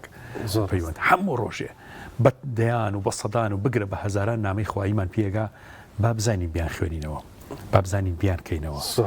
حیفە بچینە قیامەت خی گەورە فەرمێت چەند ملیۆن نامان بۆ نردی هیچی نەزانی بخوێنیتەوە خوێنەواری ئەوەمان نەبێ بەس خوێنەواری پرۆفیسۆری و زاناری و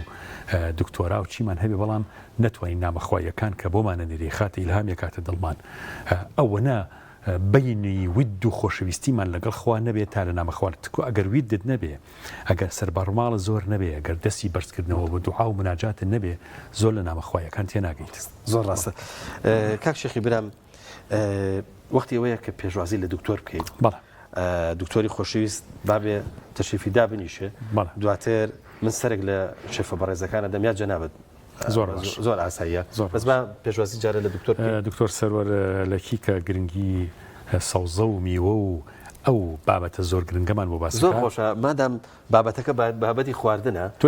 بۆ خواردنەکە چونکە لە مانجی ڕەمەزانە ئینسان ئەندازەیەک نەوسنی بۆ دروستە بێ خۆ هەرەوە نەشە کە ڕۆژۆکەی شکان دوایی زۆر ئاوە نامێنێ بەڵام هەر لە ئێستا باسی خواردن بابەتێکی زۆر خۆشە دکتۆر جان فەرموو السلام عليكم السلام باش كان دكتور جان بخير ماشي قربان دكتور جان بخير جنابتوني زۆر سپاس دەکەم باش كيف تبيني دوانتر قم بو شرح انا تاريخ حاضر نا ما شاء الله مصطلحات علميتان ونزوره دكتور جان خوتنا رزقارك بتأكيد كما جيغاتي اول جيغاتي اللهم ايوا هر جارك ئێمە پرسیارتان لێکەین ینی کۆمەڵە مفرەدەوەی عیلمی باسەکان ئێمە لەوەی تێناگەین ینی ئاخرەوە لێرە زۆر ئەوە باز ناکەین بۆی خەڵک هەمووی لێ تێبدا زۆر باشە دکتۆر بەنیازی ئەمڕۆ میوەمان لا خۆشەویستکەی بیخۆین میوە سەوزە ببوورە میوە سەوزە خۆشەویستکەی لەلامان بیخۆین یاخود ئەڵەی دوورکەونەوە لی والله حتما خۆی خۆشەویستە لای خەڵک بەس من زیاتر هاانتانێم زۆر باشە خۆشەویست بەس یارمەتیمان بدەن بە سەرێک لە شێفە بەڕێزەکان بدەین تۆش جۆ لەوە بێ کە ئەوە بینی کە چی دروستەکەن دوایی ئیتر پێکەوە گفتوگۆکەن باربەتی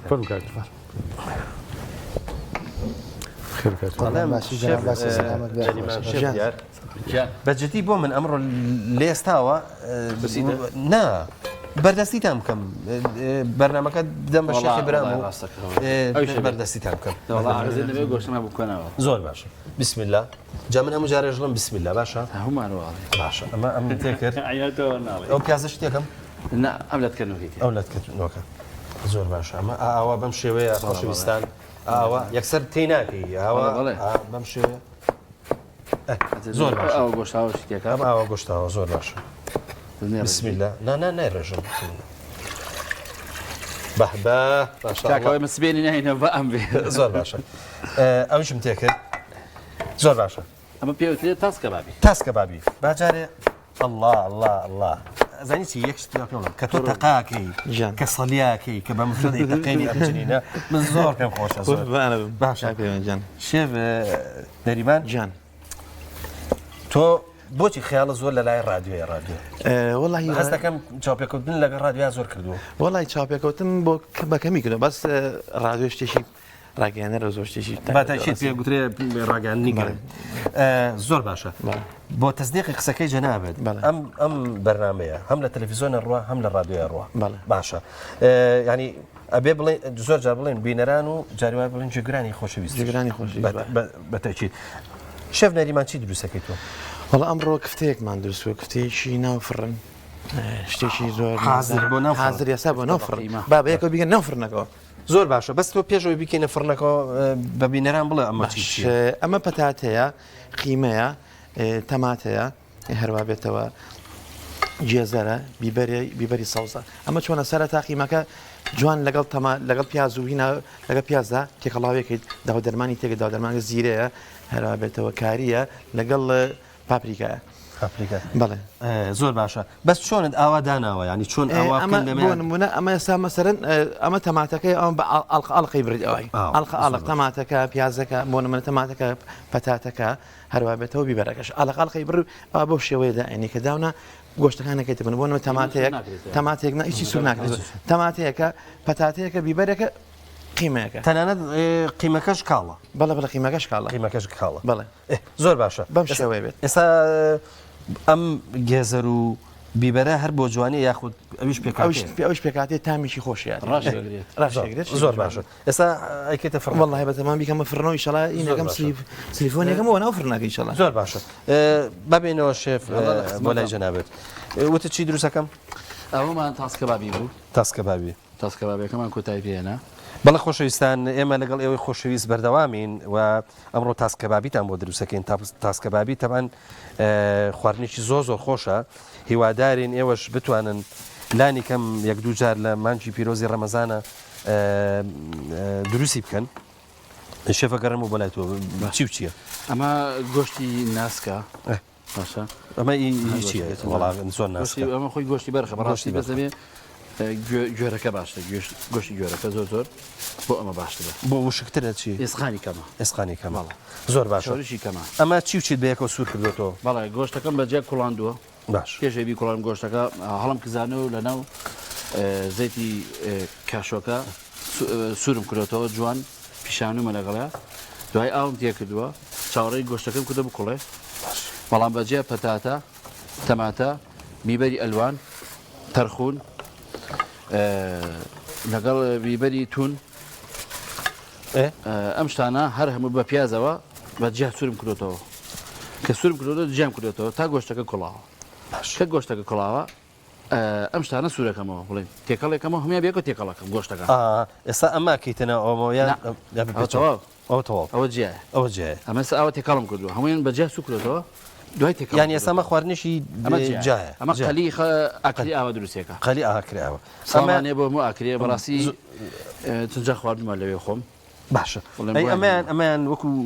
تاسکەبابیە تاسکەبایی بە لیمە بەسڕا بیبەری تون و تەماتە و پەتاتە و پاچە بۆشی شیتایە بەڵام مهمەکەی ئەلەما ئەوەیە شێوازی بڕیت بە دوو گیش کراوە تامان بە دوو شێوازی بڕینەکەی ئەبێ لە شێوی پەنجەی خۆتا بێ بڵێن باریک بێت فنگری بەڵێ ئەمە پێکاتێکی چی و چی ئەم تاسکەبابیە ئەم تاسکەبابێ گۆشتی تایە گۆشتی باریک باریکەی بڕی پەتاتە بە هەمان شێوە تەماتە لیمە بەسڕا بیبەری تون دوو گیشی تایە دوو دۆشای تەماتەوە جا من ئای گۆشتەکەم فڕێنەوە بۆ بەکارمێناوەتەوە ئەی ئەمەیان برنج پاقلەکەی کردمان برنج بە پاقلە بەڵێ حەزمان لێ بوو بۆ بکرێت لەگەڵەوەی زۆر خۆش تامێکی تایبەتی خۆی هەیە زۆر باشە برنج بە پاقلە شویتی تایە بەڵێ زۆر باشە ئەی سوب ئەمە بابەتە کاکە نەریمان دروستی کردووە شێف نەریمان سوپەکە و چی سوپی گێزەرە سوپی گێزەر بەڵێ بەڵام پەتاتێتی نیسبەتێکی کەمی پەتاتێتیایە بەڵێ ئەبێت تیاابێ بەڵام چووکە ئەوە ڕەنگەکەی جوانەکە پەتاتەکە ڕەنگی ئاڵەکاتەوەی ڕەنگی پرتەقاڵیمانێتێت ینی ئەمە تایبەت بە گێزەرە بەڵێ تایبەت بە گێزەرە پێکاتەکان چی پێکاتە بە گێزەرە پیازە لەگەڵ یەک سەرک پەتاتەیە لەگەڵ چیە تۆزێ داوادەرەمانمان هەیە کاریمان هەیە دۆزە بیبەری سپیمان هەیە تون بەڵاست دەستان خۆش بێ سەرخۆش بەس مەقەبیلاتەکەشمان ماوە جارێ مەقەبیلاتەکە بۆ جاری دووەم کێمەوە لە خزمەتەن بۆ جاری سێم باش ئەمە سێمە بۆ جاری سێم ئاسایە ئێمە زۆر سوپاسی هەریەکە لە زەیتی کاشۆ و هەروەها لە نەخۆشخانەی بەخشینەکەین بەوەی کە سپۆنسەری بەرنامەکەیان کرد و بەتابەتیش زەیتی کاشۆ کە ئێستا لێرە ڕاستەکەی ینی لای شێفەکان لە مەتبەخەکەی ئێمە خواردنی پێ دروستەکرێت واروان نەخۆشخانەی بەخشینش کە بەردەوام پشتیوانی ئێمە بوون بۆ ئەوەی کە بەرنامەکە بەردەوام بێ بەڵە خۆشەویستانە چینەوە بۆ لای دکتۆری بەڕێز دکتۆر تۆ بەو سیفەتی کە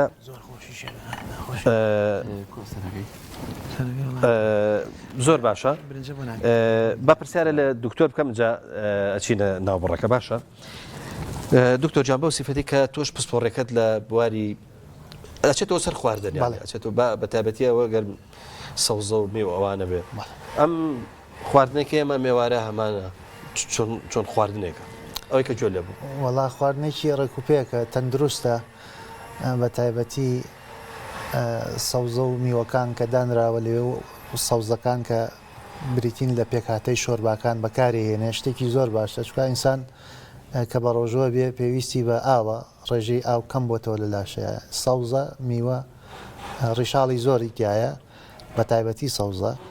و هەروەها ئینسان وزەی کەمە بێتەوە کە وزەی کەمە بێتەوە پێویستی بە میوەیەک ئەو شیرینیە سروشتیە کە زۆر باشترە لە شیرینی دەستکرد جگە لەوەش کە جیهازی هەزمی وشکە بێتەوە ئەو شۆربایانە بۆ بیدایەتی ڕۆژوشکانن لە دوای خورما و شربەتەوە شتێکی زۆر زۆر باشە طبعاً توبیش هەر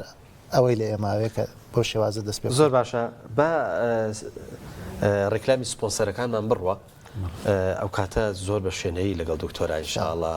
گفتوگۆکەین بەڵە خۆشەویستان ئەچینە ناوبڕێک و لەگەڵ ئێوەی خۆشەویست بەردەوامەبی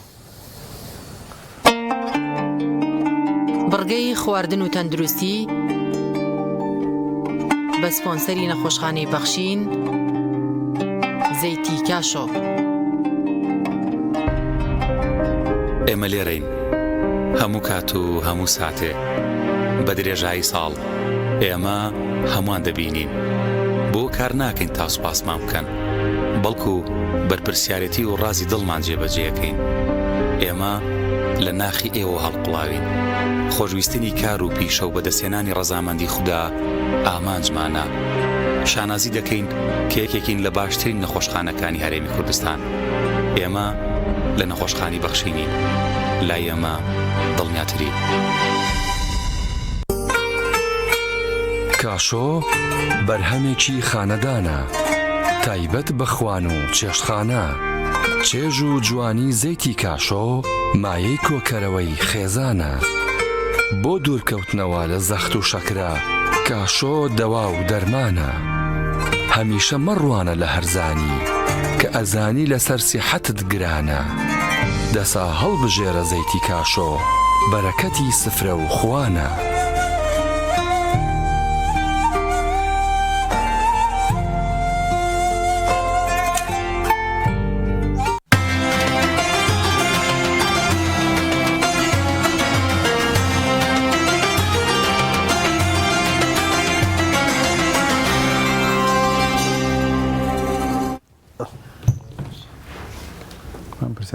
فەرموو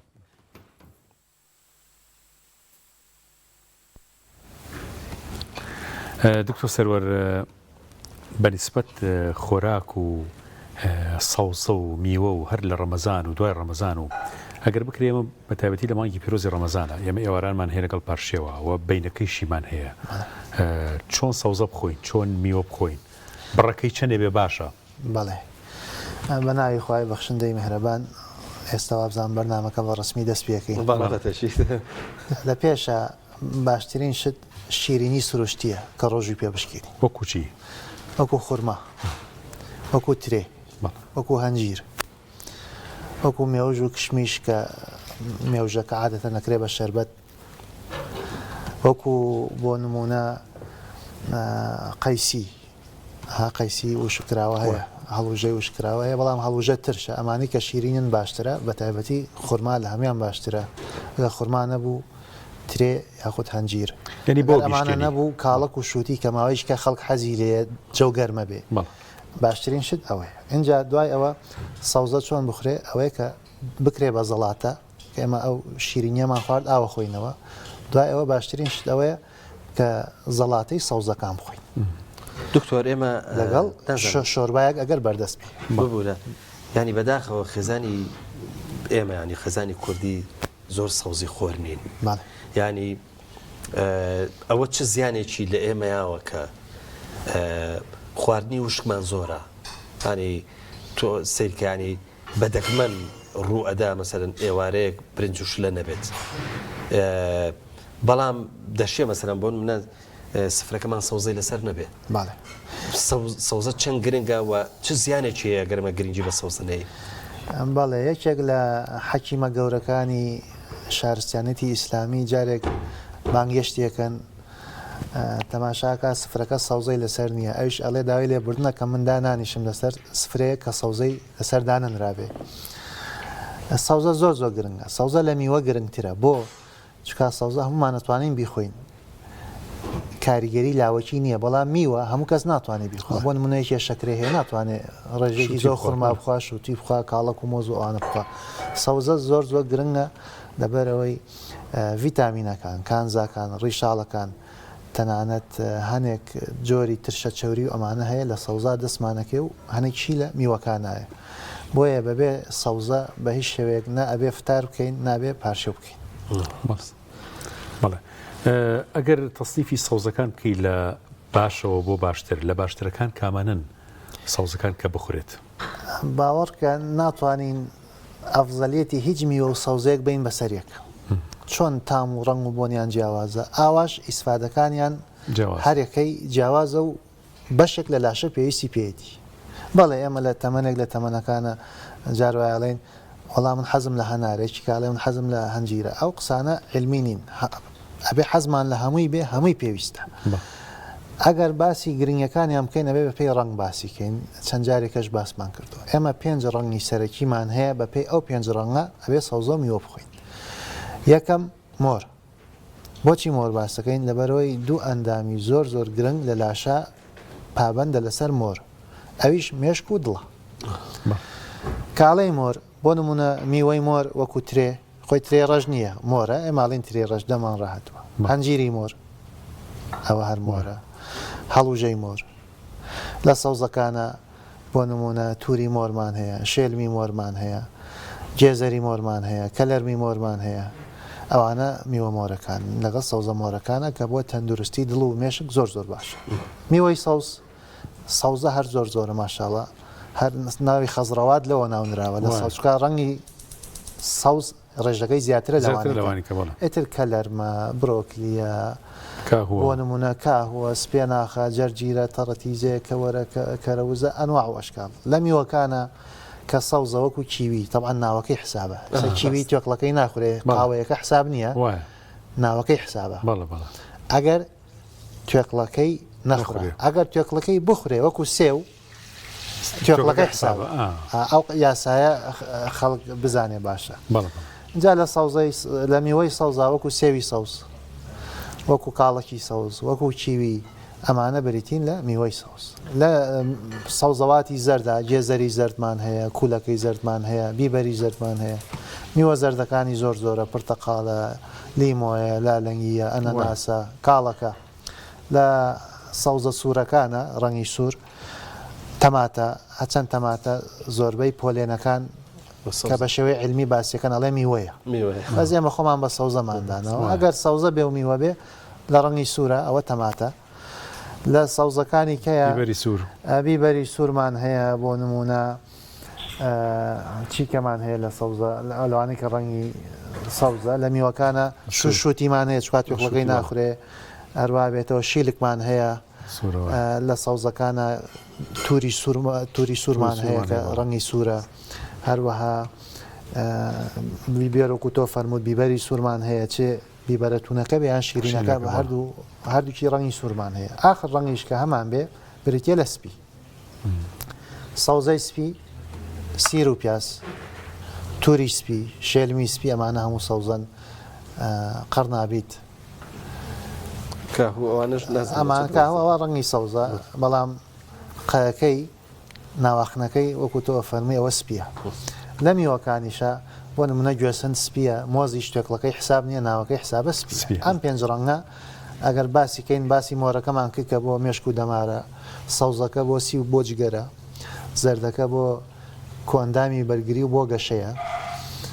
سپیەکە بۆ سوڕی خوێن و بۆ چالاکردنی خوێنە هەروەها سوورەکەش بۆ خۆپارێزیە لە نەخۆشیە ویراسیەکان لەگەڵ نەخۆشیە جیناتیەکان و پرۆستات و ئەو بابەتان دکتۆر لەسەر میوە ینی پرسیارێکی گرنگ هەیە ویشەوەیە ئێمە میوە بە وەرزی خۆی بخۆین یاخۆ زۆر گوێ بە وەرزەکان نەدەینانی ئێستا وای لێ هاتووە ئەم وەرزی ئێستا میوەی هاوێنیش هەیە ینی بڕاستە ئێستا وەردەوردە وەرزی شووتی ئەوانێتە پێشەوە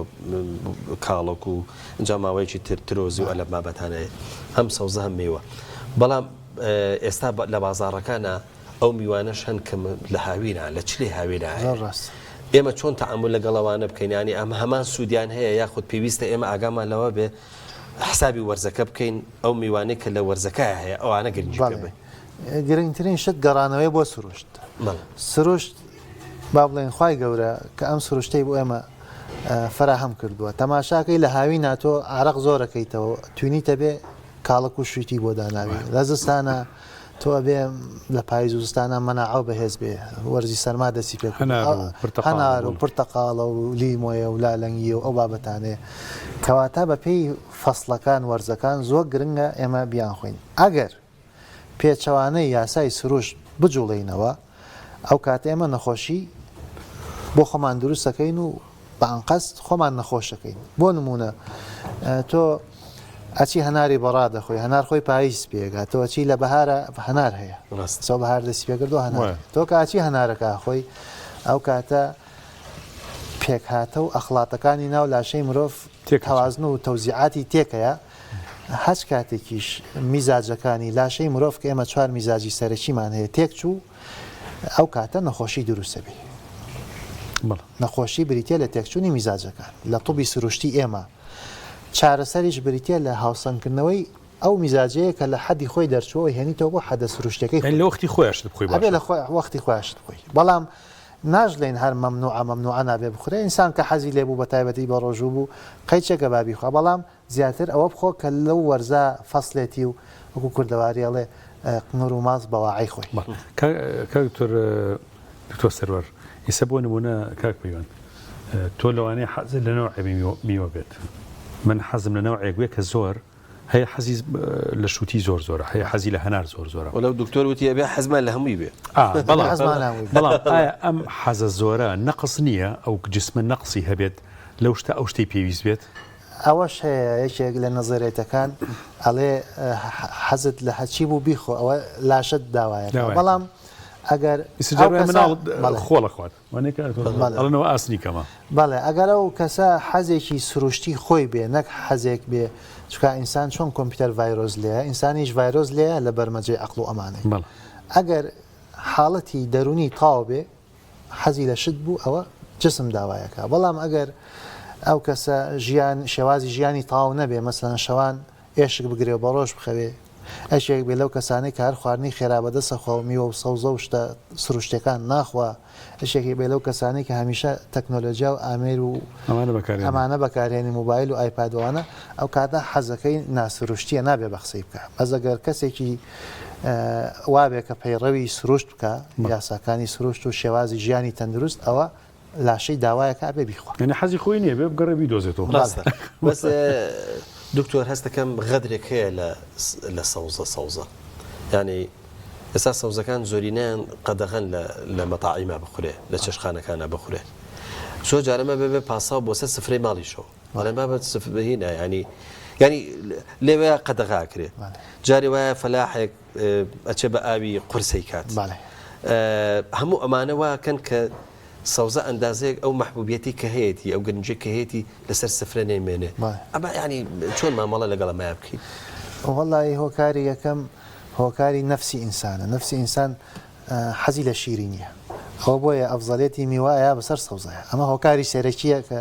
یەکلای کراوەتەوە هۆکاری دووەمیش وەکو تۆ فەرمووت جاروایە ئەو ئاوەی کە بەکارێ ئاوێکی قورسە ئاوێکی پاک و خاوێن نییە پاکش نییە خەڵک لێ هەڵەسڵێمێتەوە بەڵام تۆ ئەگەر بەوردی تەماشاکەی هەموو سەوزە و میوەیەک هەموو دار و درەختێک خۆی تازە ئەکاتەوە و مادەی دژە ڤایرۆس و دژە بەکتریا و دژە میکرۆبی تایە ئەگەر چی بە ئاوی قورسیش ئاو بیرێ بەڵام لەگەڵەوە شاتۆ تاقیمی کە ئێمە سێ جۆر تاقیمانەوەستم ئەوە پرسیاری ئەوە بکەم ینی لە ماڵا زۆر جار خوێ دەسەکەوێت توزانم تایید دەسەکەوێت تێکەن و علاساس بەمە پاچێکە بەڵێ باسی ئەوە بکەین بە کورتی ئەمە ئەگەر خوێمان بەکارهێنا زۆر باشە بۆ پاکشکردنەوە خوێ بە تایبەتی خوێی بەحر یاخود خوێی مەملەحە مشکا خوێی معمەل مادەی یۆدی کیمیایی ئەوانەی تایە زۆر باش نییە ئەشتوانی بۆ تاقیم بەکاری بێنی ئەو خوێی کارگەکە ئەشێک لەوانە مادەی پەرمەنگەناتە کەویش مادەیەکی باشە و بۆ تاقیم بەکار یەکێکی لەوانش بریتە لە تایت و ئەو بابەتانەی کە تۆ باست کرد بەڵام لەم کاتابێ زیاتر بشۆرێتەوە چکان نیسبەتێک لەو مادەی هەڵەمژێ بەڵام خوێەکە لە هەمووی سەلامەتترە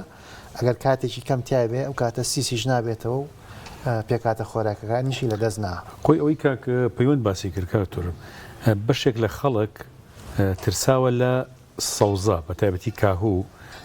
بۆ نمونە نەخۆشیەکانی هیپاتایتس و ئیلتیابی کەبەدی ڤایرۆسی و حتا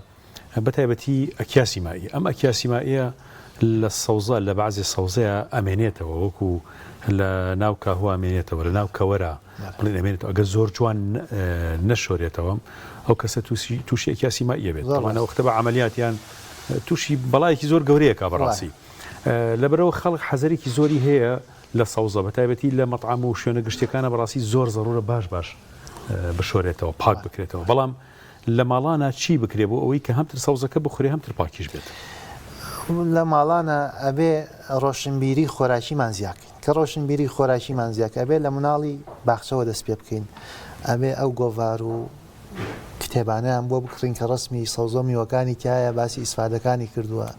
ئەو فلیم کارتۆن و ئەو بابەتانە ئەو بەرنامانەی کە تایبەتە بە مناڵان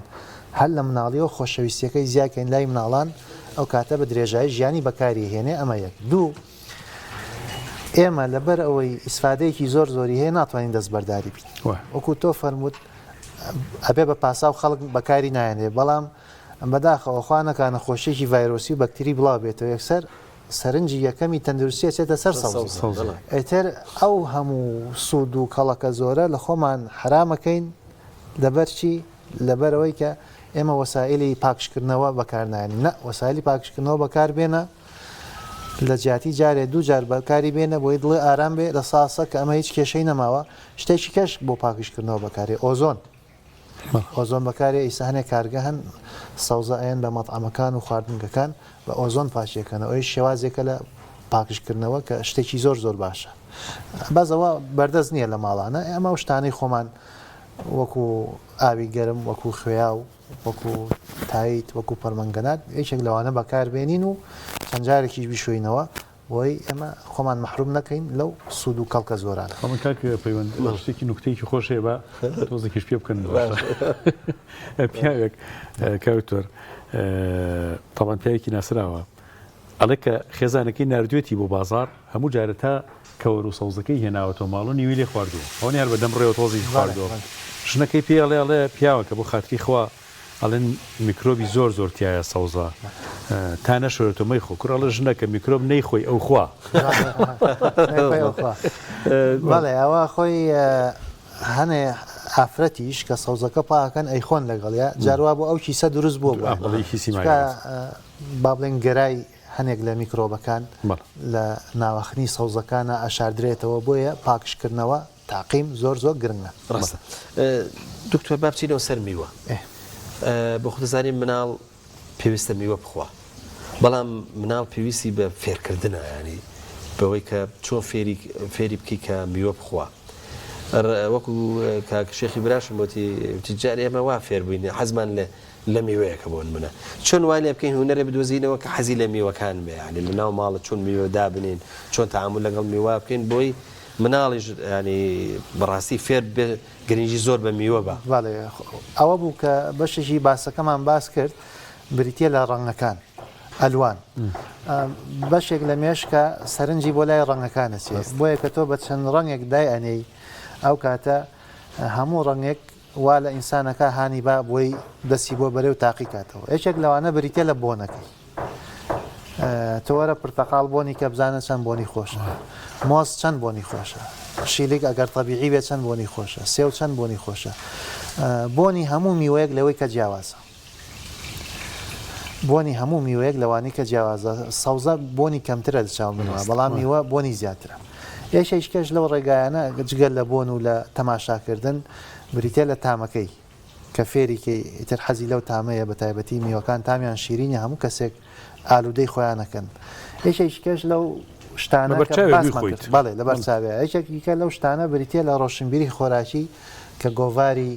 ئەو گۆڤارانەی تایبەتن بە مناڵان باسی سەوزە میوەکانەکەن هەشە بە شێوەی شەعر لە تەلەڤیزۆن بە سرود باسی میوەکان یان بە سرود یان بە شێوەی ئەفلام کارتۆن یان بە شێوەی بەرنامەی مناڵان ئەو کاتە هەیدایانی شوێنی لە تەک خۆتەوە بۆی باسەکەی ئەو کاتە ئەسە سپێ لە مێشکی کاک پەیوەندیەکێک لە کێشەکانەوە ئێستا کاکتۆر ینی لە ماڵە تۆزێ نظامی میوە خواردن نەماوە ینی تۆ هەڵەسی بڕین لە سەلاجەکە شتێکە خۆی تۆ هەڵەسی شتێکە خوات و ئەچی تۆ بەلای مۆبایلەکەی خۆی یاچێ لە ژوورەکەی خۆیان لەگەڵ مۆبایلەکەیە میوەکەی خۆی خوا ئەو سامیوە بە جەماعی دانرا هەمووی بەیەکەوەی خوارد ئەو وەختە تۆ تەشجیع عبووی مناڵەکە هاندانێکی باش بووە مناڵەکەش کە فێرە بووکەوە ئەوش میوەخوا بەس ئەو هاندانە کەم بۆتە بۆ جۆرە کاکتۆر مەوزوعێکی تر هەیە ئەویش شێوازی هەڵگرتنی میوە سەوزەیە ئێمە هەن لە زمنی لە چوارچێوەی ڕۆشنبیری خۆراکیە ئێمە ناچین مۆزێ بکڕین پرتەقاڵێ بکڕین هەرمەیە بکڕین نازەم چی بە کیلۆی کڕین باشە کە بە کیلۆی کڕین زۆر جار بە علاگەوە و یەکسەر ڕوانێک بۆ ناو سەلاجەکە و لەقاتی خوارەوە دانە جارەوە لە نەقاتی سەرەوە لە قاتی جارواشە تێکەچی بەتەیچیت ئەی ئەمان ینی چۆن میوە هەڵگرین بەڕاستی ینی لە ڕاستیە هەنێک میوە و سەوزە ناخرێتە سەلاجەوە بۆ نمونە خورما هێلکە پەتاتە هێلکە ناخرێ هێلکە ناخرێ وا باشەکە ئەخێتە بەڕادەوە بەس ناکێتە ناو ئەو سەلاجی کە لە بەڕات سارترە وا باشە لە دەرەوە بێ بۆ ماوەیەشی کەم بە ڕێژەی کەم بیکڕیت و نەیخێتە سەلاجە و بیخۆی چی بکەین وا باشە ڕێژەیەکی کەم بکڕین بۆەوەی زوو بیخۆین و بۆ ماوەیەکی زۆر نامێنێتەوە تۆ مۆز هێنیت مۆز قەی نابمێنێتەوە یاسای مۆز بەعکسەوەی مۆز تا چەندێ بمێنێتەوە توێکڵەکەی قاوەیی بێ نقطە نقطە بێ باشترە بەس میوەکانی کە هەتاکو بە ڕێژەی کەم بیکڕی بۆی تێک نەچێ لەبەر خۆرا دایمەنێ لە فرێزەرە دایمەنێ هەنێ خوارد نەکرێتە فرێزەرە بۆ نە گۆشتی سوور و ئەم بابەتانە تۆ کەیخیتە فرێزەرەوە نابێت 6 مانگ تێپەڕ بێ جاروایە قوربانەکەی دەژنی قوربانەکەی تر هەیە ئینجا بیرێکەوێتەوە کە هێشتا گۆشتی هەیە لە سەلاجە و لە مجەمی دەکات ئەوە مەگەریکی زۆر قایمکار بێنە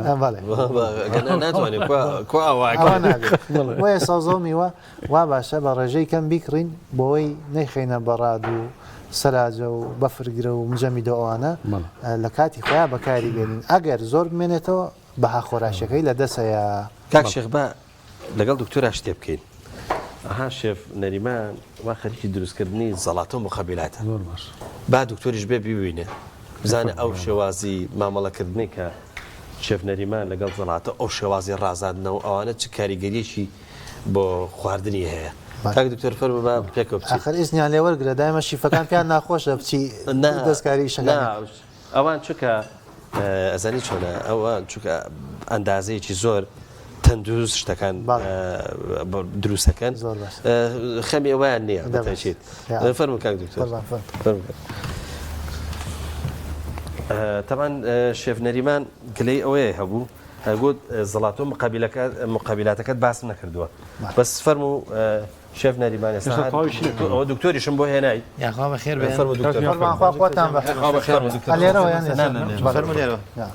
هەشتان ساق بێ دەستان شێف نەریمان تۆ وەرە ئێرە قەیناکە ئێمە بین بە باگراوند لە خزمەت بەبزانین ئێستا بە تەمای چی دروستکەی بە تەمای مقابلاتێکی باینجان مقابلاتی باینجان ئێمە باینجان بەس بە تۆزە باسی باینجان وەکو هێ نەیخۆین وەکو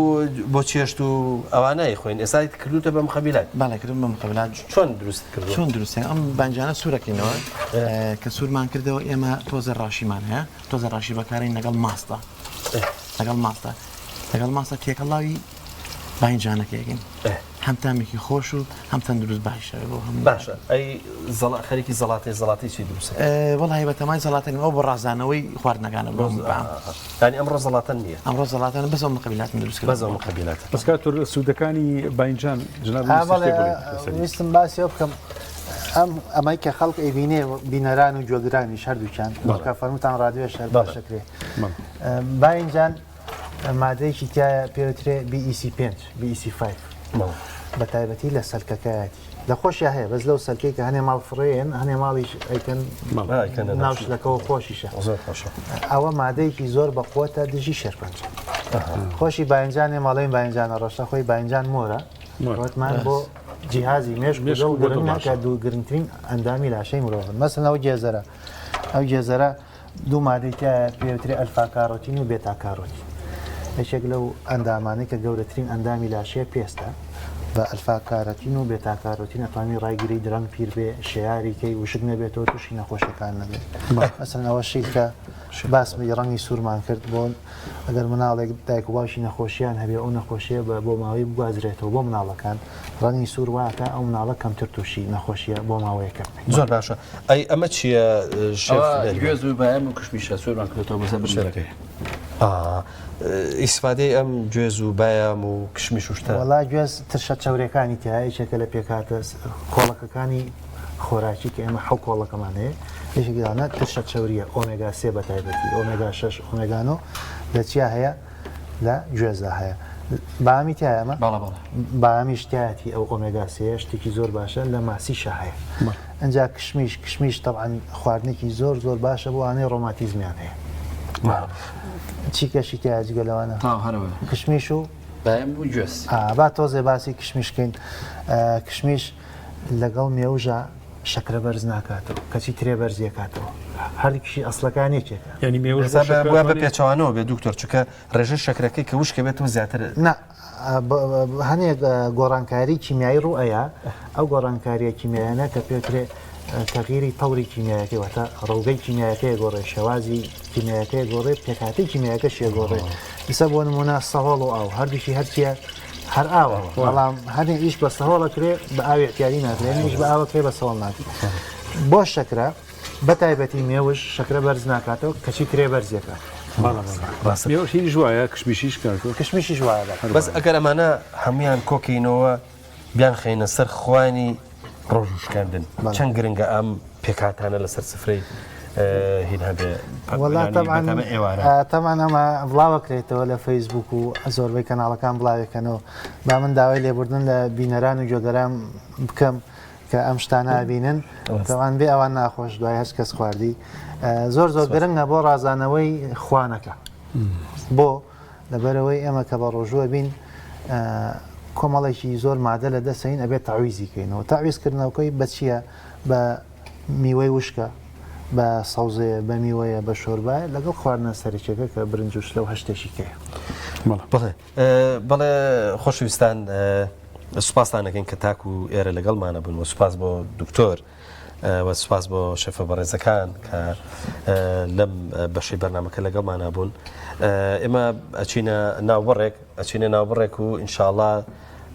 دواتر هەر لەگەڵ ئێوەی خۆشەویست بەردەوامە بین بڕگەی خواردن و تەندروستی بە سپۆنسەری نەخۆشخانەی بەخشین زەیتی کاشۆ ئێمە لێرەین هەموو کات و هەموو ساتێ بە درێژایی ساڵ ئێمە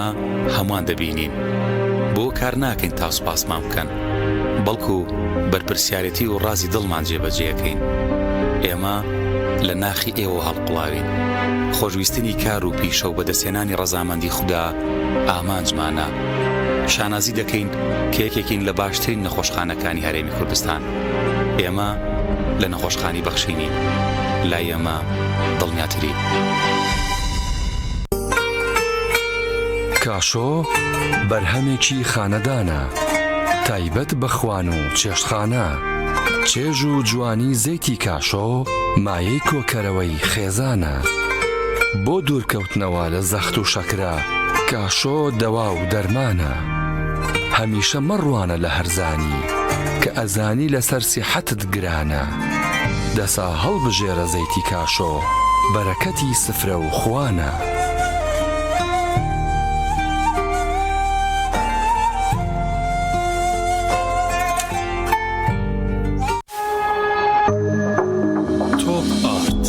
کە بریکاری تۆڕی میدیایی کۆمەڵ بۆ بەرهەمهێنان و بڵاوکردنەوەی ڕێکلام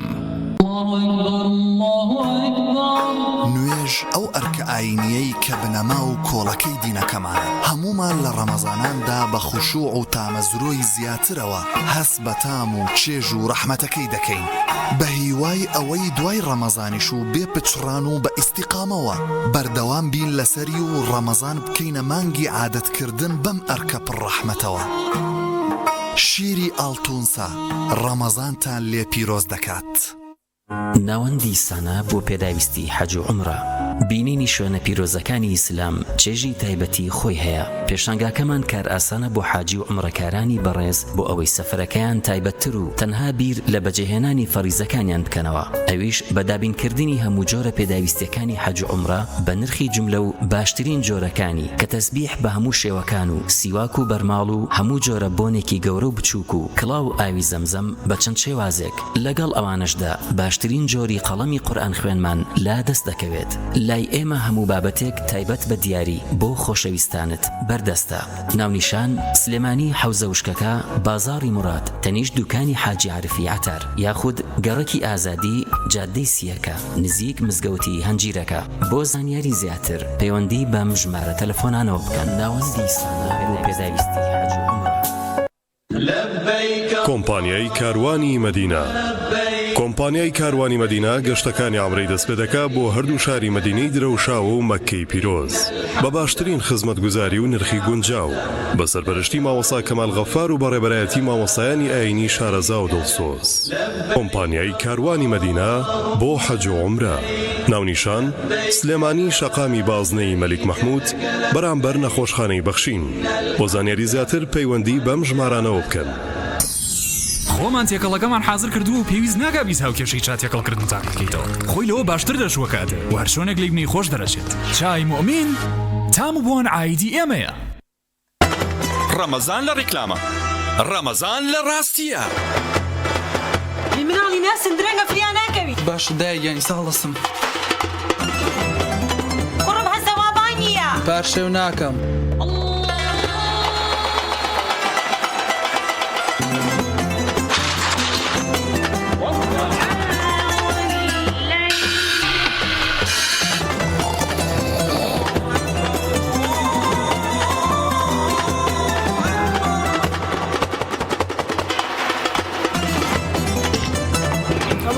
بەڵێ بەڕۆژوو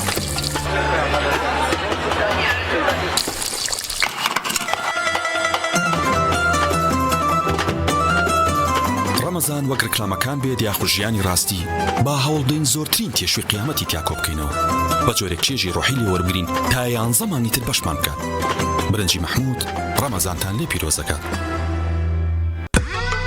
ئۆڤێرا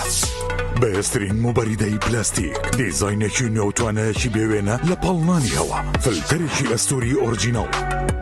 کەمترین دەنگی هەیە و دەگرمانە ماتۆری ماگنێتی تۆربۆیە و 100 پلەی خێرایی هەیە و بە 2 ئەمپێر کارە بەکار دەکات دەبڵ واتەر پەمپە بۆری و پلاستیکەکەی ڕیسایکلین نییە و بەرگەی پەستانی زۆر و ساردی و گەرمی دەگرێت شاشە و کۆنتڕۆڵی هەیە و دەتوانرێت لە ڕێگەی وایفایەوە کاری پێ بکرێت.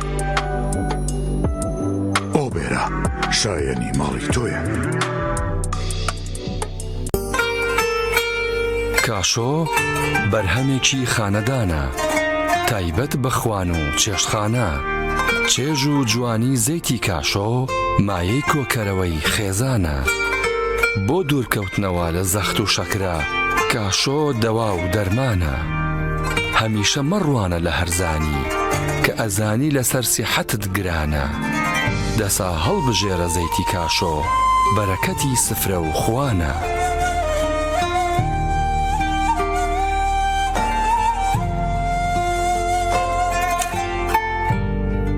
چەند لە یەکتر دوور بین دیسان پێک دەگەینەوە ئێمە بۆ یەکتری پشتین نابێ بیرتان بچێتەوە وەرە عەزیز نزیک بینەوە دڵمان بۆ یەک بکەینەوە بە یەکەوە بەهێزترین با دوور نەکەوینەوە.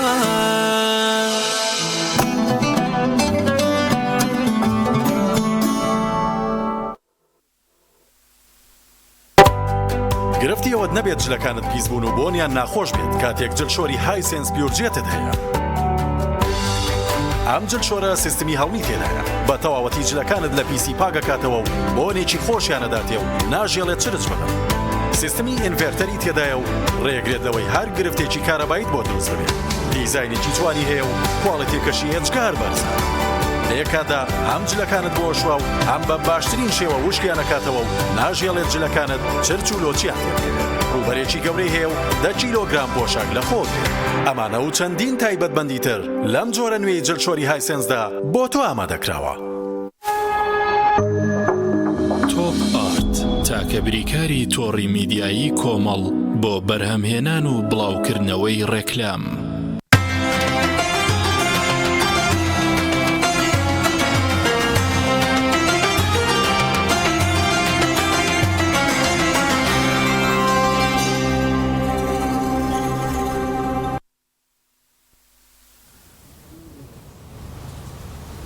وەختێک خۆی گەورە لە ئاەتی قورآنەکە فەرمێت یا أيها الذين آمنوا ما لكم إذا قيل لكم انفروا في سبيل الله اثاقلتم إلى الأرض. ئینسان زۆر جار لە مانگی ڕەمەزانە ئەوەی کە ئەرز ئەیگرێت ئەو قورساییانەی زەوی ئەیگرێت نایڵێ بڕوا نایڵێ ئەمڕۆ حەسەرکەوێ نایڵێت بێتە سەرەوە کە ئافاقا ئیمانی و ڕۆحیەکانی خۆی ببینێت بریتیە لەوەی کە زۆر خواردن و زۆر خەریکبوونی دنیا و جەنجاڵبوون بە دنیا بەس ڕەمەزان ئەمەمان لە کۆڵە کاتەوە وەختێک کەنان زۆر کەمە خۆیت و وردە وردە ئەو حاڵەتە ڕۆحێت بە تایبەتی لە بینی مەغریب و لە بینە عەسر و مەغریبە ئالەم کاتانەیە زۆر حاڵەتێکی ڕۆحی سەیر ڕووی لە ئینسانەکە چەند جوانە ئێمە ئەم فرسەتە بقۆزینەوە بۆ دوعا بۆ قورئان خوێندن بۆ زیکری خوا و ئەو حەلاوەت و چێژەی کە لە نوێژە هەیە ئەو چێژەی کە لە عیبادەتە هەیە ئێمە هەستی پێ بکەین یعنی زۆر جار ئێمە گلەیەوە کەین باشە بۆ هەست بە چێژی عیبادەتەکانمان ناکەین بۆ هەست بە چێژی قورئان خوێندن ناکەین ڕەمەزان فرسەتێکە بۆ ئەوەی ئەو چێژانە بچێتەوە شوێنی خۆی ینی ئەو توانا چێژیانە بچێتەوە قاڵبی خۆی کە ئەو قاڵبەیە کە خۆی گەورە بۆی دیاری کردووە لەبەرەوە چەند جوانە ئێمە بەڕاستی لە خزمەت ئەو فەرمودە قودسی پێغەمبەر صلی الله علیه وسلم کە فەرمایشتی خۆی گەورەی بۆمانە گێڕێتەوە فەرمێت ئەی جوبریل خۆی گەورە فەرمێت من فڵان کەسم خۆشەوێت بە چیا خۆشیەوێت بەوەی کە تەقەڕەبە ئیلەیە بالنەوافل بە سنەتەکان و بە تاعەت و بە عیبادەت لێم نزیک بوویەوە ئەو شتانەی کە ئێمە کاتە خۆشەویستی خوا بریتیە لە سنەتەکانی پێغەمبەر صلی الله علیه وسلم و هەروەها بریتیە لەو تاعەت و عیبادەت و زیکرانی کە ئەنجامیەدەی جا ئەفەرمێ ئەی جوبرئیل من فڵان کەسم خۆشەوێت تۆش خۆش بدوێت حەزرەتی جوبرئیلیش خۆشەوێ بە ناو مەلائیکەکان و مەلای ئەعلا بڵاوە بێتەوە کە فڵان کەسی کوڕی فڵان کەس فڵان کەسی کچی فڵان کەس خۆی گەورە خۆشی بێ مەلایکەکانی ئاسمان خۆشیەوێت بە هەمان شێوە مەلایکەکانی هەموو ئاسمانەکان و ئەفەرمێ قبوڵیشی لەسەر ئەرزا دەسەکەوێت و لەسەر ئەرزیشە خەڵکی خۆشیەوێت چەند جوانە ئێمە لەم مانگی ڕەمەزانەیە ببینە خۆشەویستی خوا ئێمە لەم نامەخواییانە ئینشاءالله شتانێک باسەکەین لەم 15 ڕۆژەی کۆتایی ڕەمەزانە ئینشاءالله ببێتە هۆی نزیک بوونەوە و قورب و داچڵەکاندنمان بەوەی هەتا کەی نزیکی خوا نەبی هەتا کەی خۆشەویستی خوا نەبی بەچیا بزانین خۆشەویستی خوای ئینشاءالله لە حەڵقەکانی داهاتوە ئاماژەی پێکەین پێمان خۆشە برایەکی خۆشەویست و ئازیز کە برای هاوکارم کاکە پەیوەند لە شوێنێکی تر ئایبین لەم جارە لای شێفەکان نایبین و لێرەشە دیار نییە و هەڵبەتە چۆتە شوێنێکی تر و لەسەر کورسێک دانیشتۆ ئینشاءالله قورئانمان بۆ خوێنێ کاکە پەیوەندیان فەرموو طبعا کاک شێخ سوپاس دەکەم هەم بۆ داوەتەکەی جەنابەت هەم لەبەر ئەوەی کە ڕاستەکەی مناڵەکانی خۆم زۆر پیان خۆشە قورئان بخوێنم و ببینن لە تەلەڤیزۆنا باوکیان قورئان خوێنێ ینی هەم بۆ تەکلیفەکەی تۆ و هەم بۆ داواکەی ئەوانش ئەو بۆیە چەند ئاەتێک لە قورئانی پیرۆزە خوێنم لە سوورەتی حوجورات ئینشاءالله جاو کاتە بە کۆتایی بە کۆتاگەشتنی قورئانەکە ئەم جارانە بێت تۆ لە شوێنی خۆتەوە لەوەوە ئینشاءالله دوعاکانمان پێشکەشکی یعنی ئەو کورسێ جێ نایاڵی ئەو کورسێ جێ هێڵم بەس ڕەنگە ئیتر وا باش بێت کە تۆ لە شوێنی خۆتەوە دوعاکانمان پێ بشکەشکی أعوذ بالله من الشيطان الرجيم يا أيها الذين آمنوا إن جاءكم جاءكم فاسق بنبأ فتبينوا أن تصيبوا قوما بجهالة فتصبحوا على ما فعلتم نادمين واعلموا أن فيكم رسول الله لو يطيعكم في كثير من الأمر لعنتم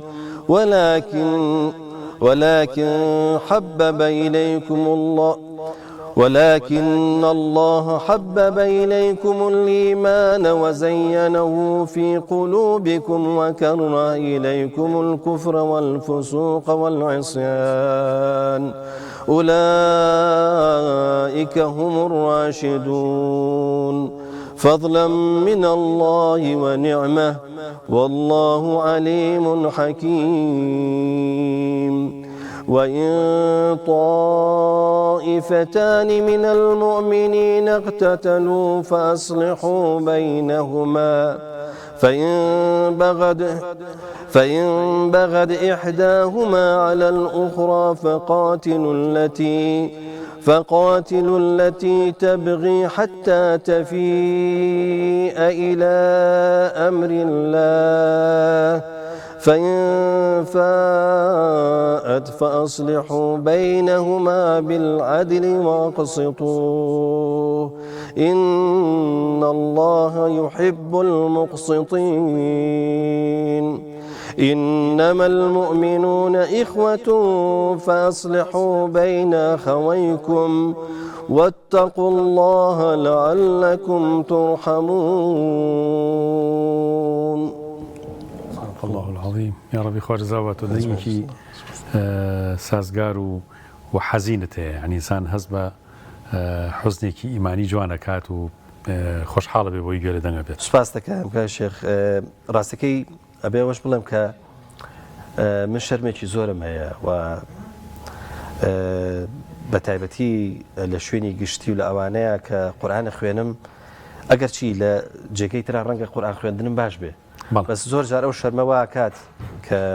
چونکە ئێمە زۆر قورئانمان لە شوێنی گشتیانە خوێندووە هەروەها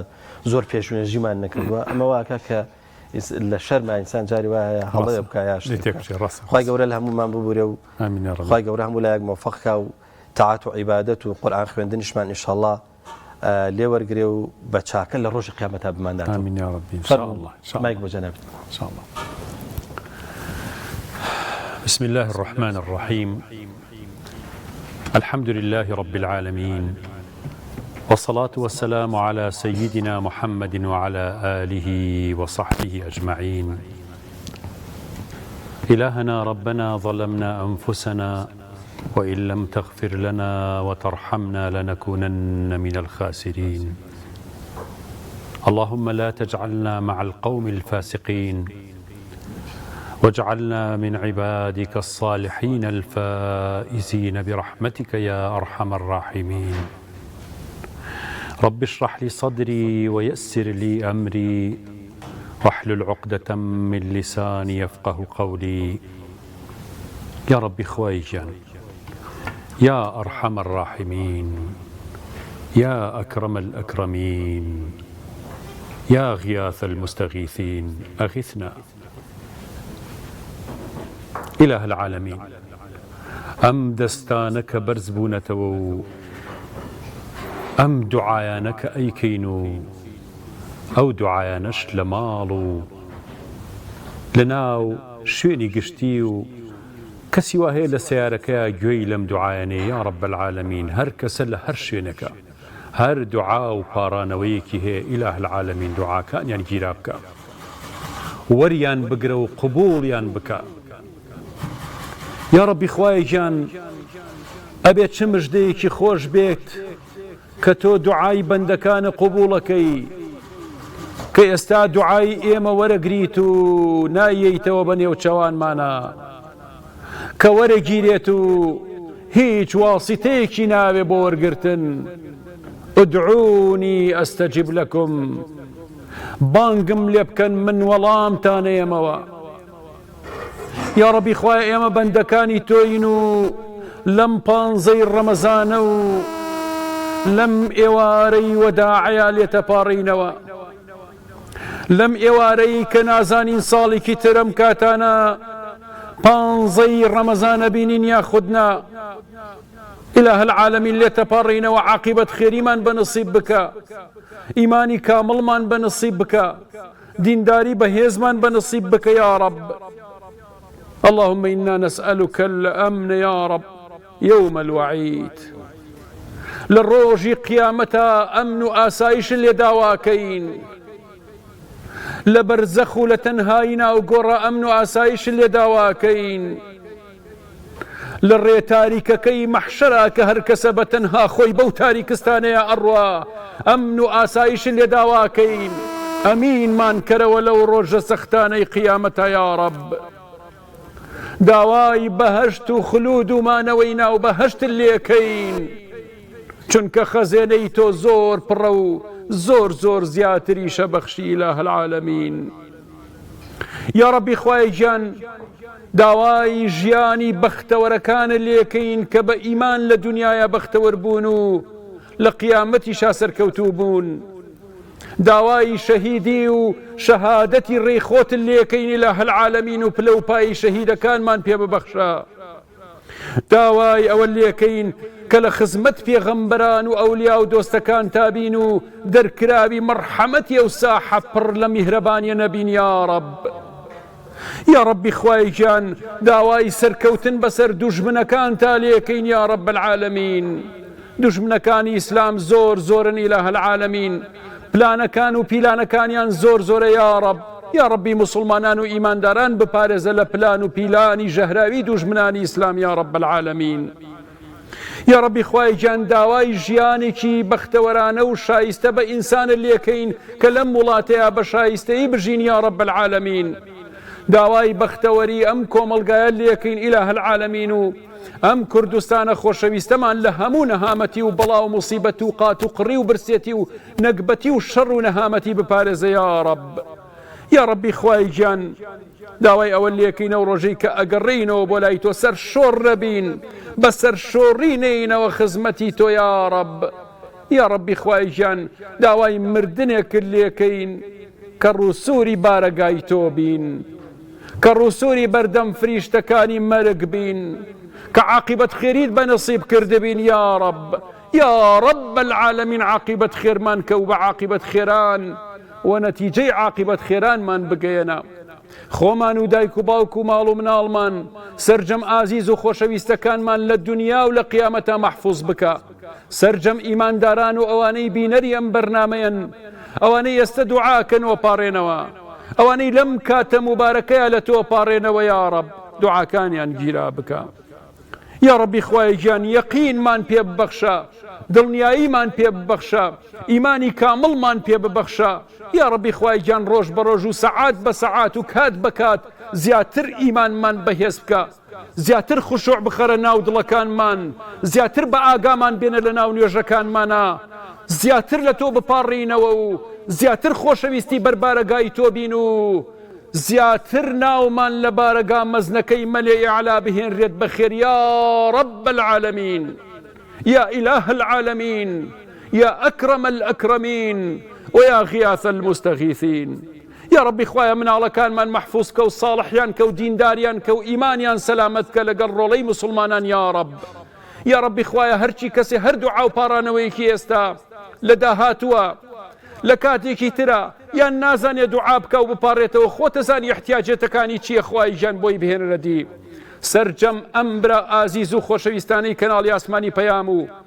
بە تایبەتی تر ئەمانەی کە ئێستا لەم شوێنەیە ئەم خزمەتە گەورە ئەکەن و ڕاستەوخۆ لە خزمەتی ئەم بەرنامەیان یا رب العالمین سەرفرازی دنیا و قیامەتیان کە، خۆیان و ماڵ و مناڵیان مەحفوظ بکە، عاقبەت خێریان کە، دین و ئیمانیان مەحفوظ بکە، دنیا و قیامەتیان پڕ لە حەسەنە و چاکە بکە یا رب العالمین. یا ربی خوای گیان داوای ئەوە لێکەی سابتمان کە لەسەر دین، قاچمان قدمي الراسخ بيننا وإيمان وإسلامتي يا رب العالمين، هرجيز نترازين، هەرگیز بێ ئەدەب نەبین لە خزمەتی تۆ پێغەمبەرەکە تا صلی الله عليه وسلم، هەرگیز پاشگەز نەبینەوە لە ئیسلام و مرتد و بێدین نەبین یا رب. یا ربی لەو کەسانە نەبین کە بەیانیان مسلمان و ئێوارە بە کافری سەرەنێنەوە پەنا بەخوا، لەو کەسانە بین کە ڕۆژ بە ڕۆژ و سەعات بە سەعات و دقە بە دقە یا رب العالمین ئیمانمان زیادەکەیت و بەهێزیەکەیت و خۆشەویستی بارەگاکەی تۆ بین یا رب العالمین. تەوفیقمان بە و هیدایەتمان بە، سەربەرزی دنیا و قیامەتمان کە یا رب. یا ربی خوای گیان شکری نیعمەتەکانە فێر ببین، شکرت بکەین لەسەر ئەم هەموو نیعمەتەی بەخشی و تەبە ئێمە. یا ربی خوای گیان حسنی عیبادەتمان پێ ببەخشە و عاقبەت خێریمان پێ ببەخشە، لە عیبادەتەکانە جوان عیبادەت ئەنجام بدەین و بە شێوەیەک عیبادەت بکەین کە تۆ پێی ڕازی بیت، نەک نەفس و هەوا و ئارەزوەکانمان پێی ڕازی یا رب. یا ربی خوای لە حول و قووەتی خۆمان دەرمان کە بۆ حول و قووەتی خۆت یا رب. یا ربی خوای ئێمە ضعیف و لاواز و کەم تواناین و تواناکانی خۆمان لێ نەبێتە شتێک یا رب العالمین بەدیری تواناکانی تۆ و هێز و قووەتی بێ سنووری تۆ بێت، لە نەزەری بچووکی تێڕوانینی کەمتر خەمانەی ئێمەیە یا رب. یا ربی خوای هەرگیز نەمان دەیتە دەست نەفسی خۆمان، چونکە خۆمانمان پێوە بەڕێوە نابرێت، چ جایەوەی خەڵکی تر بەڕێوە بەرین.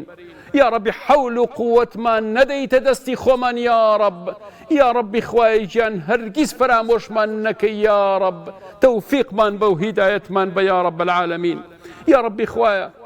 اللهم ارزقنا حبك وحب من أحبك وحب عمل يقربنا لحبك يا رب العالمين. يا ربي خواي خوشويستي خود بخيتنا ودلمان بخيتنا وكان جاي الروح وهستو نسمان يا رب العالمين درنا شي هرقيس. يا ربي خواي كارو كردوية بكين كتول لاي تو خوشويستا بمن خيت سر عمل وكردوية لاي تو خوشويستا عبادتك من بي أنجام بيك لاي تو خوشويستا دعايك من بي أنجام بيك لاي تو خوشويستا مناجات من فيربك كأبينا محبوب خوشويستي تو يا رب مناجات خوشويستري شتيك بك أنجامي بين لجياني الرجان مانا لتاريكي كان الشوا لكاتب يدنق كان لو كاتاني ككس شاوي لماني مناجات ودعاء بارانا وببيت بشيكي هرقرنجي جياني إيما يا رب شنك بوأي بين ويا رب يا ربي توفيق من بيت هداية من بيت اللهم آمين آمين آمين يا مجيب السائلين يا أرحم الراحمين يا أكرم الأكرمين يا غياث المستغيثين سبحان ربك رب العزة عما يصفون وسلام على المرسلين والحمد لله رب العالمين والسلام عليكم ورحمة الله وبركاته. فعلا ويك جناب دوتت هيا دڵی بەکوڵە دڵی پڕە لە داواکاری بەڵام نازانێت دەری ببڕێ نازانێت دوعا بکە بەتەشید خی گەورە دوعاکانت لێ قبولکە ئینشاءالله و ئەو ئامینەش ئینشاءالله کە بەتەشید گوێگران و بینەران لەگەڵمانە دەیکەن ئینشاءالله ئینشاءالله ئامینی ئێجیان دانی کە قبوڵە بێ و ئینشاءالله دوعاکان تەمەناکان ئینشاءالله قبوڵە بێ. وەڵا خۆشەویستان بەم شێوەیە گەشتینە کۆتایی بەرنامەی ئەم ئێوارەیەمان و گەوهەری ئەم ڕۆژمان کۆتایی هات لەخوای گەورە ئەپاڕێنەوە کە ئینشاءالله بە چاکە لێ وەرگرتە بین و خسپێتە سەر میزانی حەسەناتمان ئینشاءالله لێرەوە خواحافیزیتان لێ یەکەین تاکو و بە گەشتنەوەیکی دیکە هەمووتان بەخوای گەورە ئاسپێرین خواتان لەگەڵ.